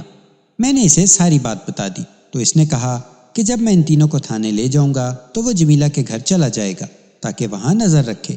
ہم یہ باتیں کر ہی رہے تھے کہ ASI بشمبر ناتھ، ہیڈ کانسٹیبل اور 4 کانسٹیبل آ گئے۔ میں نے ان تینوں کو ASI کے ساتھ تھانے بھیج دیا تھا۔ مجھے آج بھی افسوس ہوتا ہے کہ میں نے 3 مسلمان عورتیں ایک ہندو کے حوالے کر دی تھی۔ وہ باہر نہیں نکل رہی تھی، انہیں گھسیٹنا پڑا اور دھکیل دھکیل کر تانگے میں بٹھانا پڑا۔ ہیڈ کانسٹیبل کو تجمل کے گھر کا پتہ بتا کر بھیجا کہ اسے لے آئے۔ باقی کانسٹیبلوں کو ریلوے اسٹیشن اور لاریوں کے اڈے پر بھیج دیا۔ ناکہ بندی کے جو انتظامات کرنے تھے کیے اور میں عابد کے گھر بیٹھا رہا۔ عابد کے ساتھ باتیں ہوتی رہیں۔ مجھے تجمل کا انتظار وہیں کرنا تھا اور مجھے صرف اس جواب کی توقع تھی کہ تجمل گھر نہیں ہے۔ یہ احساس میرے اندر پختہ ہوتا جا رہا تھا کہ بچی کی گمشدگی میں تجمل بھی شامل ہے۔ آخر یہی جواب آیا کہ تجمل گھر سے دوپہر کے بعد گیا تھا، پھر ابھی تک واپس نہیں آیا۔ اسے خالہ نے پالا تھا اور وہ وہیں رہتا تھا۔ میں خود وہاں چلا گیا۔ رات کا وقت تھا۔ خالہ کا دروازہ خالہ کے خاوند نے کھولا۔ ادھیڑ عمر آدمی تھا۔ مجھے دیکھ کر گھبرا گیا، مجھے اندر لے گیا۔ میں نے اس سے پوچھا، جب تجمل گھر سے نکلا تھا اس وقت آپ گھر میں تھے؟ وہ گھر نہیں تھا۔ میں نے کہا، آپ کی بیوی گھر میں ہوگی، اسے بلائیں۔ وہ جھجک گیا، جیسے بیوی کو نہیں بلانا چاہتا۔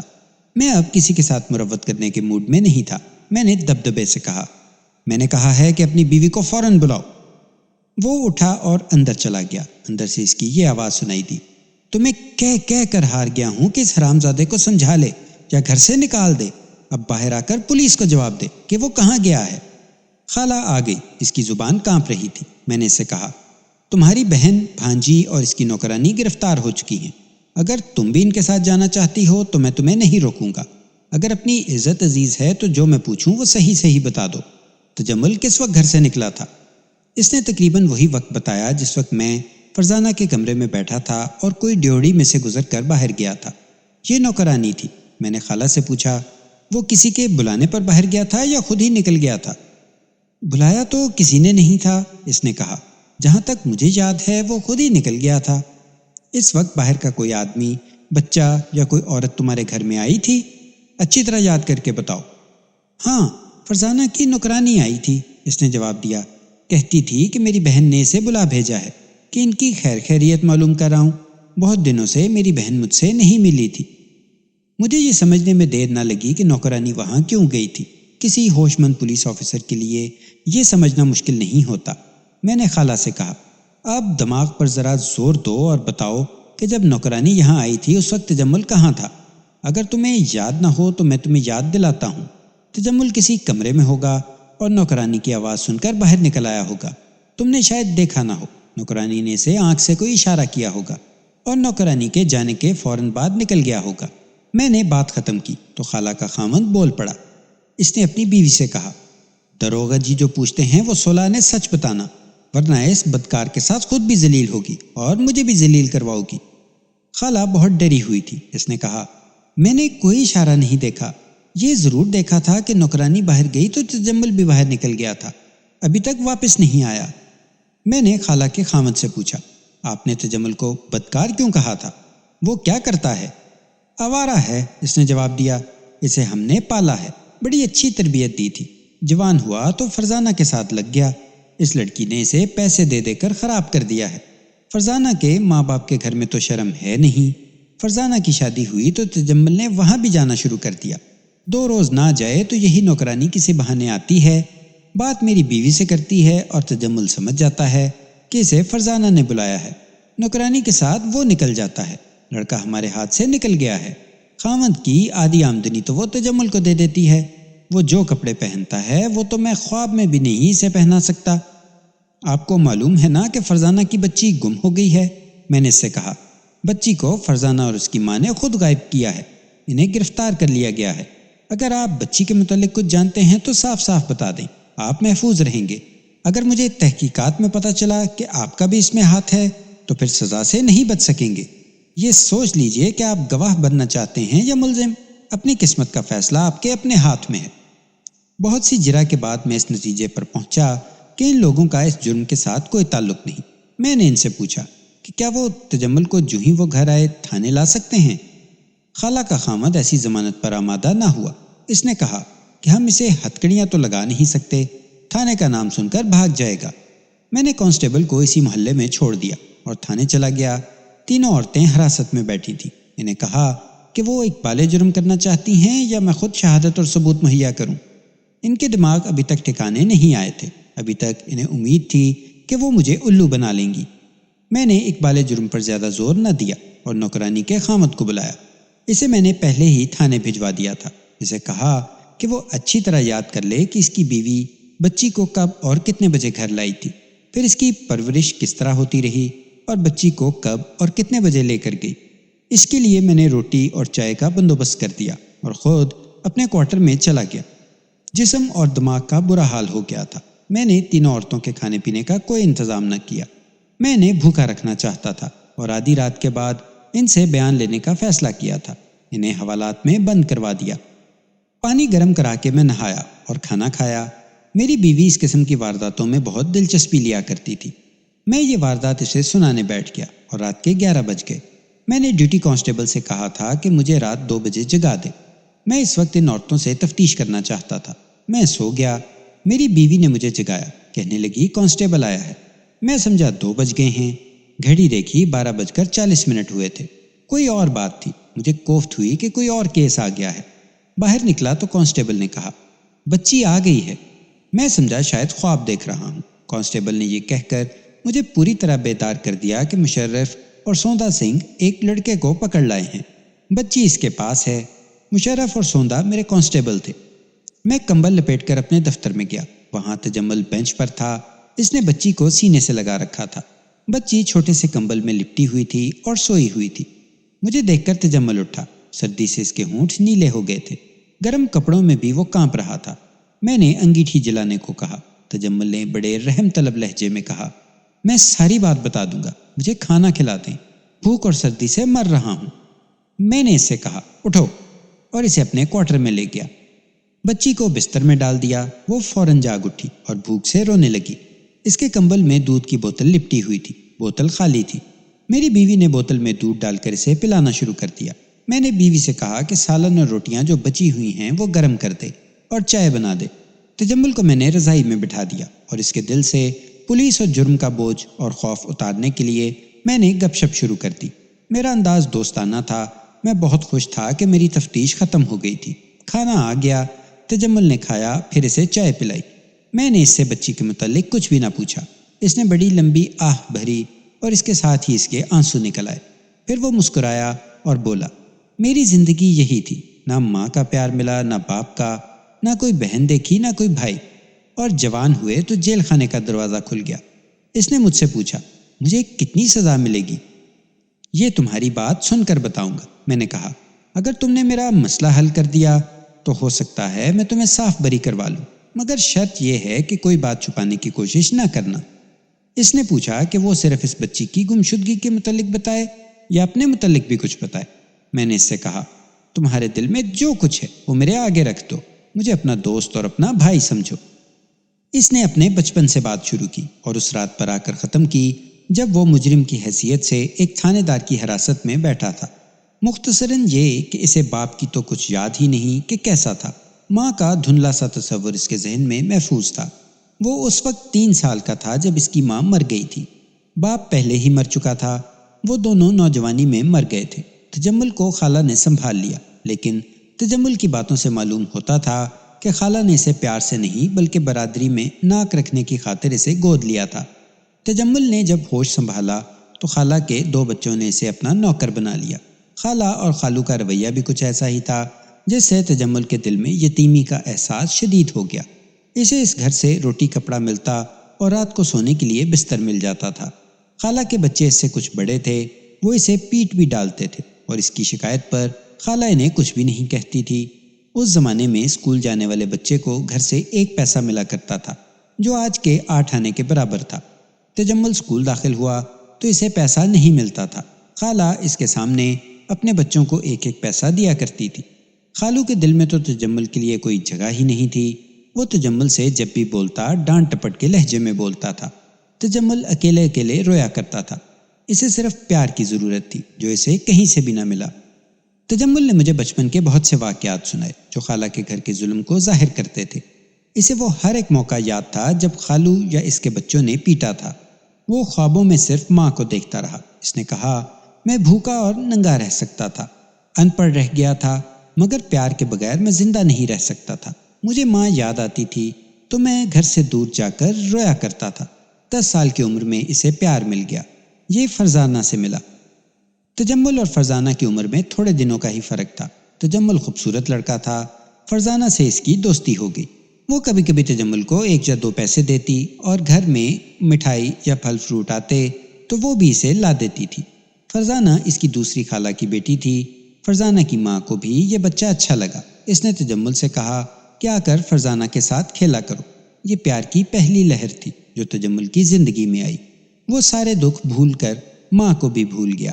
اب وہ اپنے گھر صرف سونے کے لیے جاتا تھا۔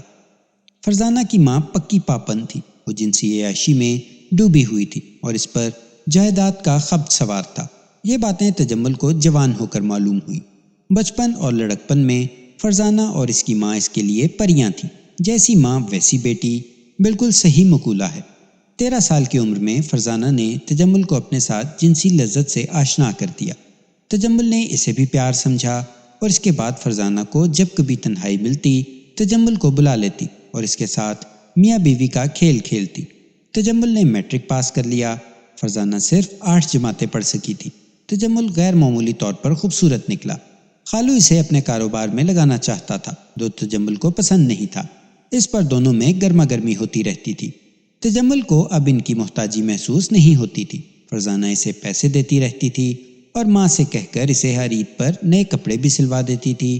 فرزانہ کی ماں کے پاس پیسے کی کمی نہیں تھی۔ اب تجمل اچھا برا سمجھنے لگا تھا، مگر وہ یہ نہ سمجھ سکا کہ بدکاری کو پیار نہیں کہتے۔ وہ یہ ضرور سمجھ گیا تھا کہ فرزانہ کی ماں اچھے چال چلن کی عورت نہیں ہے، لیکن اس کے لیے وہ بہت اچھی تھی۔ تجمل کی عمر 20 سال ہو گئی تو ایک روز فرزانہ نے اسے یہ خبر سنائی کہ اس کی شادی ہو رہی ہے۔ تجمل کو بہت رنج ہوا۔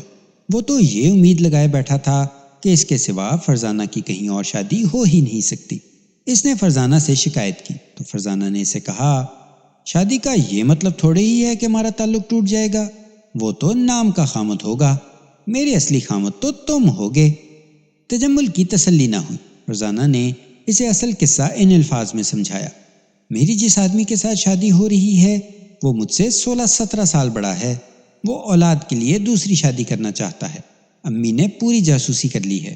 یہ آدمی اولاد پیدا نہیں کر سکتا۔ اس کی بہت ساری جائیداد ہے اور اس کے پاس پیسہ بھی بہت ہے۔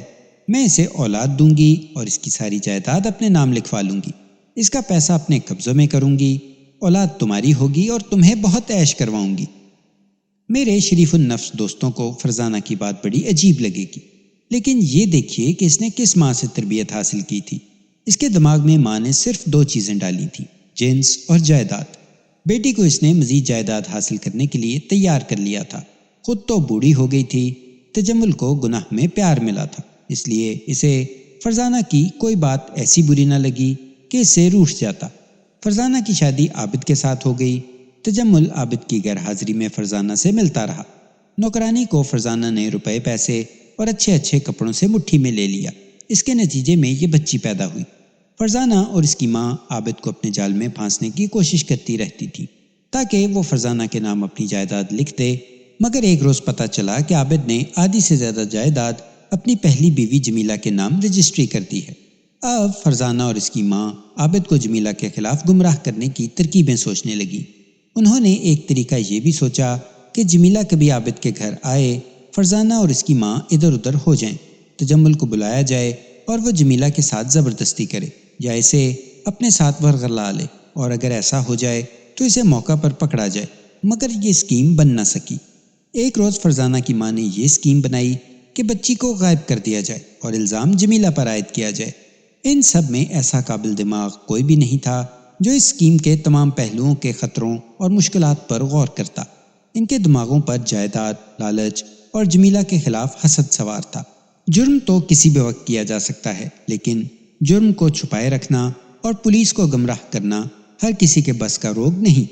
یہ صرف تجربہ کار جرائم پیشہ لوگوں کا ہی کام ہے، اور اس نوعیت کا جرم جو کسی دوسرے کو پھنسانے یا اس سے کوئی پیچیدہ مقصد حاصل کرنے کے لیے کیا جاتا ہے، فرزانہ یا اس کی ماں جیسے دماغ سے مکمل نہیں ہو سکتا۔ ان لوگوں نے ایسی ہی نوعیت کے جرم کی اسکیم بنا لی اور سمجھ بیٹھے کہ بس کام ہو گیا۔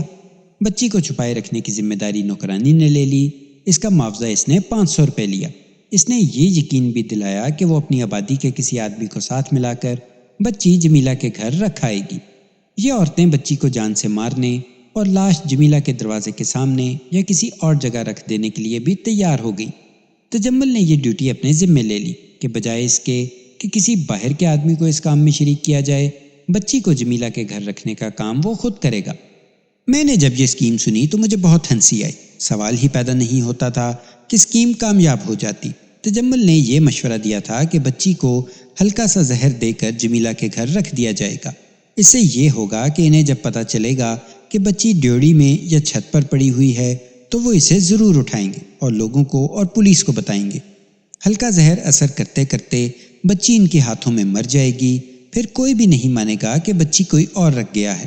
سب کہیں گے کہ جمیلہ نے حسد کی وجہ سے بچی کو اغوا کروایا اور اب زہر دے کر مار دیا ہے، لیکن بچی اس وقت وہاں رکھی جائے گی جب پولیس بچی کی تلاش شروع کر دے گی۔ بہرحال یہ اسکیم پاس ہو گئی۔ تیسرے ہی دن نوکرانی نے جمیلہ کو اپنے محلے کے ایک گھر میں داخل ہوتے ہوئے دیکھا تو فرزانہ کو بتایا۔ فرزانہ کی ماں وہیں تھی۔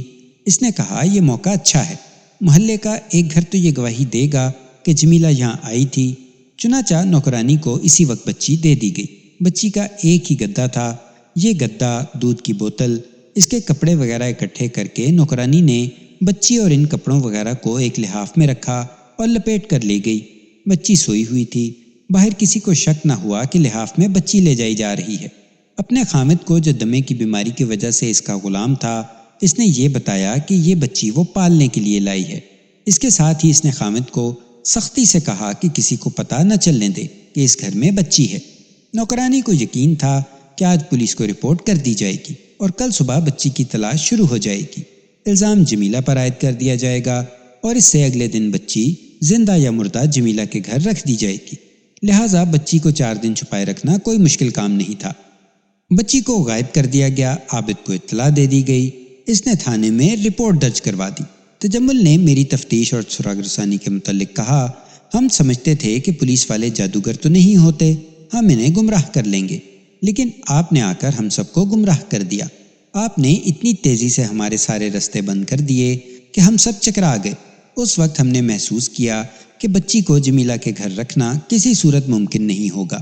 فرزانہ اور اس کی ماں سخت پریشان رہنے لگی۔ انہوں نے آپ کو رشوت دینے کا بھی فیصلہ کیا۔ مجھے معلوم نہیں کہ انہوں نے آپ کو رشوت پیش کی تھی یا نہیں۔ آج دوپہر کے وقت میں اپنے گھر تھا، نوکرانی آئی، اس نے میری خالہ سے کوئی بات کی، ہم نے اشارے مقرر کیے ہوئے تھے۔ میں کمرے سے باہر آیا، اس نے میری طرف خاص انداز سے دیکھا، میں اشارہ سمجھ گیا۔ وہ چلی گئی تو میں سمجھا کہ فرزانہ نے بلایا ہوگا، لیکن نوکرانی گلی کی نکڑ پر کھڑی تھی۔ مجھے سر سے اشارہ کیا تو میں اس کے پیچھے چلا گیا۔ آگے جا کر میں اس کے ساتھ جا ملا۔ اس نے چلتے چلتے کہا، پولیس کو پتہ چل گیا ہے، تھانے دار فرزانہ اور اس کی ماں کو کہہ رہا ہے کہ بچی تمہارے پاس ہے، اسے فوراً نکالو۔ فرزانہ کی ماں نے مجھے کہا ہے کہ تجمل کو ساتھ لو اور بچی اس کے حوالے کر کے اسے کہو کہ اسے جمیلہ کے گھر پھینک سکتے ہو تو پھینک آؤ، ورنہ نہر میں یا دور کہیں جنگل میں لے جا کر مار دو اور دفن کر دو۔ میں نے نوکرانی سے کہا کہ ڈرنے کی کوئی وجہ نہیں، ذرا حوصلہ کرو۔ اس نے مجھے وہ باتیں سنائیں جو آپ فرزانہ سے کر رہے تھے۔ اس وقت فرزانہ کی ماں اور نوکرانی کمرے کے دروازے کے ساتھ کھڑی آپ کی باتیں سن رہی تھی۔ میں نے بھی سوچا کہ معاملہ بہت بگڑ گیا ہے، اب یہی راستہ ہے کہ بچی آپ کے سامنے رکھ دی جائے یا اسے اس دنیا سے ہی غائب کر دیا جائے۔ تجمل ایک جگہ چھپ گیا۔ نوکرانی اپنے گھر گئی اور بچی کو اٹھا لائی۔ اس نے یہ عقل مندی کی کہ بچی کے لیے دودھ کی بوتل بھی بھر کر ساتھ لے آئی تاکہ بچی جتنی دیر تجمل کے پاس رہے روئے نہیں اور دودھ پی کر سو جائے۔ تجمل نے بچی لے لی، دودھ کی بوتل چھپا لی۔ وہ شہر کے اس حصے کی طرف چلا گیا جہاں اسے کوئی پہچانتا ہی نہیں تھا۔ 3 ماہ کی بچی کو اٹھائے پھرنا کوئی ایسی حرکت نہیں کہ کسی کو شک گزرے۔ اس جرم کی اسکیم میں یہ مشورہ تجمل نے ہی دیا تھا کہ وہ بچی کو جمیلہ کے گھر چھوڑ آئے گا، لیکن بچی اس کے پاس آئی تو وہ سوچ بھی نہ سکا کہ وہ دلیری کا یہ کارنامہ کر سکتا ہے۔ اس نے یہ بھی سوچا کہ بچی کو فرزانہ کے حوالے کر دے، لیکن اس کے دل میں فرزانہ کی محبت جاگ اٹھی اور اس کے ساتھ ہی یہ ڈر کہ فرزانہ کے گھر تھانے دار بیٹھا ہوا ہے۔ وہ چکرا گیا۔ اب نجات کا ایک ہی طریقہ رہ گیا تھا، وہ یہ کہ اندھیرا ہو جائے تو بچی کو شہر سے دور لے جائے اور اسے مار کر دفن کر دے یا نہر میں پھینک دے۔ میں جس وقت فرزانہ کے گھر جا کر اسے اس کی ماں اور نوکرانی کو حراست میں لے چکا تھا اور ایک آدمی کو اپنے ASI اور کانسٹیبلوں کے بلانے کے لیے بھیج دیا تھا، اس وقت تجمل بچی کو اٹھائے شہر سے باہر چلا گیا تھا۔ میں نے سروس کے دوران ہزارہ ملزموں اور گواہوں کے بیان لیے ہیں۔ اکثر یہ ہوتا ہے کہ ایک واردات کا مقدمہ ختم ہوتے ہی اس کے تمام تر بیانات ذہن سے اتر جاتے ہیں، پھر دوسری واردات کے بیانات سامنے آ جاتے ہیں۔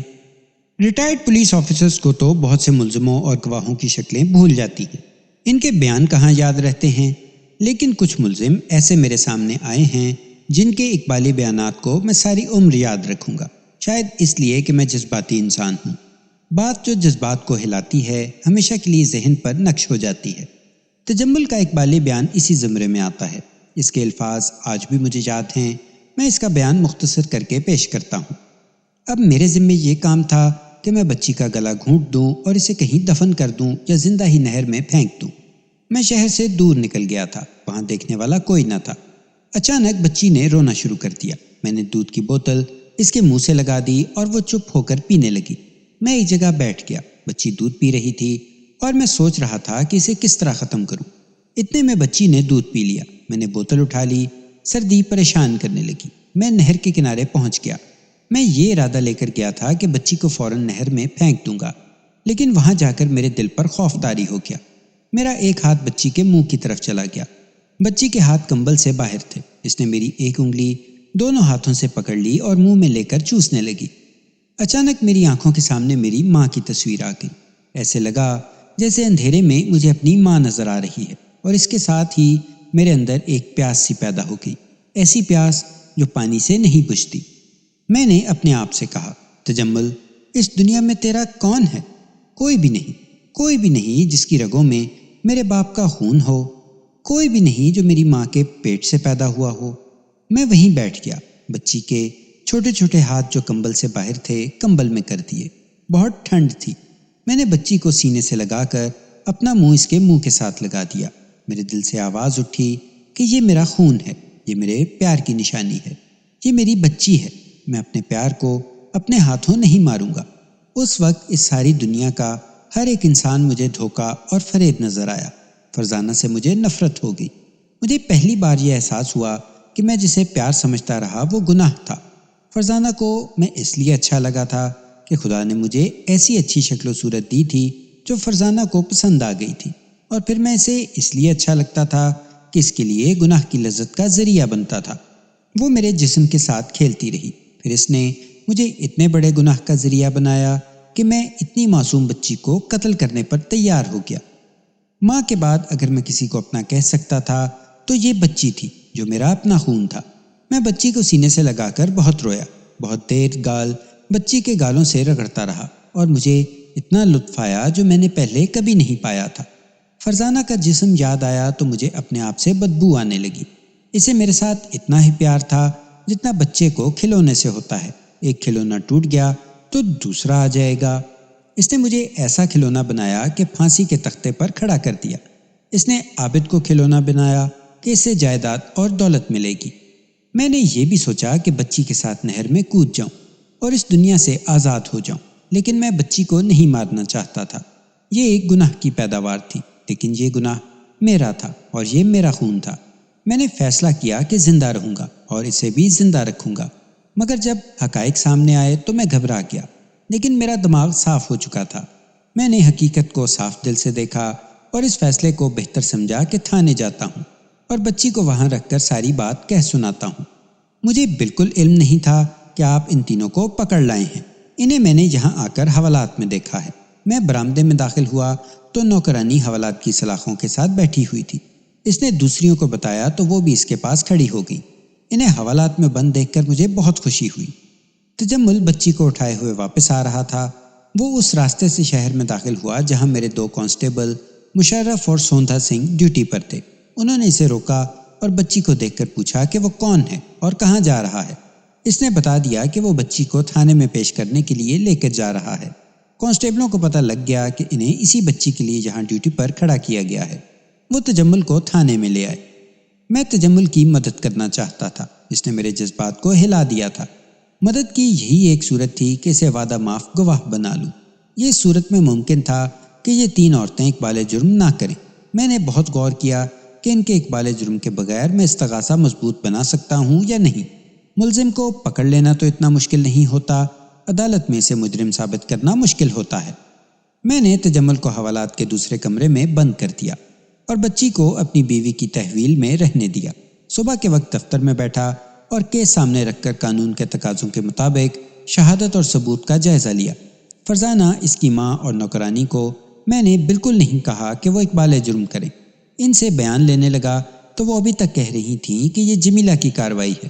میں نے اسی روز ان کا اور تجمل کا ریمانڈ لے لیا، پھر ضروری عدالتی کارروائی کر کے تجمل کو وعدہ معاف گواہ منظور کروا لیا۔ بچی کو عدالت میں پیش کر کے تھانے کے علاقے کے ایک معزز فرد کے سپرد کر دیا۔ 8ویں روز تینوں عورتوں کا چالان 3 دفعات میں عدالت میں پیش کر دیا۔ انہوں نے بڑا ہی قابل ہندو وکیل کیا جس نے میرے استغاثہ کی بنیادیں بھی ہلا دی، لیکن شہادت اور ثبوت ایسے تھے کہ وکیل ہار گیا۔ تینوں عورتوں پر 3 دفعات کے جرم ثابت ہو گئے اور ہر ایک کو مجموعی طور پر 5 سال سزائے قید بامشقت سنائی گئی۔ انہوں نے اپیل کی، وہ بھی مسترد ہو گئی۔ مقدمے کے دوران ہی عابد جمیلہ کو اپنے گھر لے آیا تھا۔ تجمل سے فیصلے کے بعد ملاقات نہیں ہوئی۔ عدالت نے بچی اسی کو واپس دے دی تھی۔ تو یہ تھی سامعین آج کی نشست۔ امید ہے آپ کو پسند آئی ہوگی۔ انشاءاللہ ملتے ہیں اگلی نشست میں۔ چینل کو سبسکرائب کریں، شیئر کریں اور کامنٹس میں اپنی رائے کا اظہار ضرور کریں۔ اللہ نگہبان۔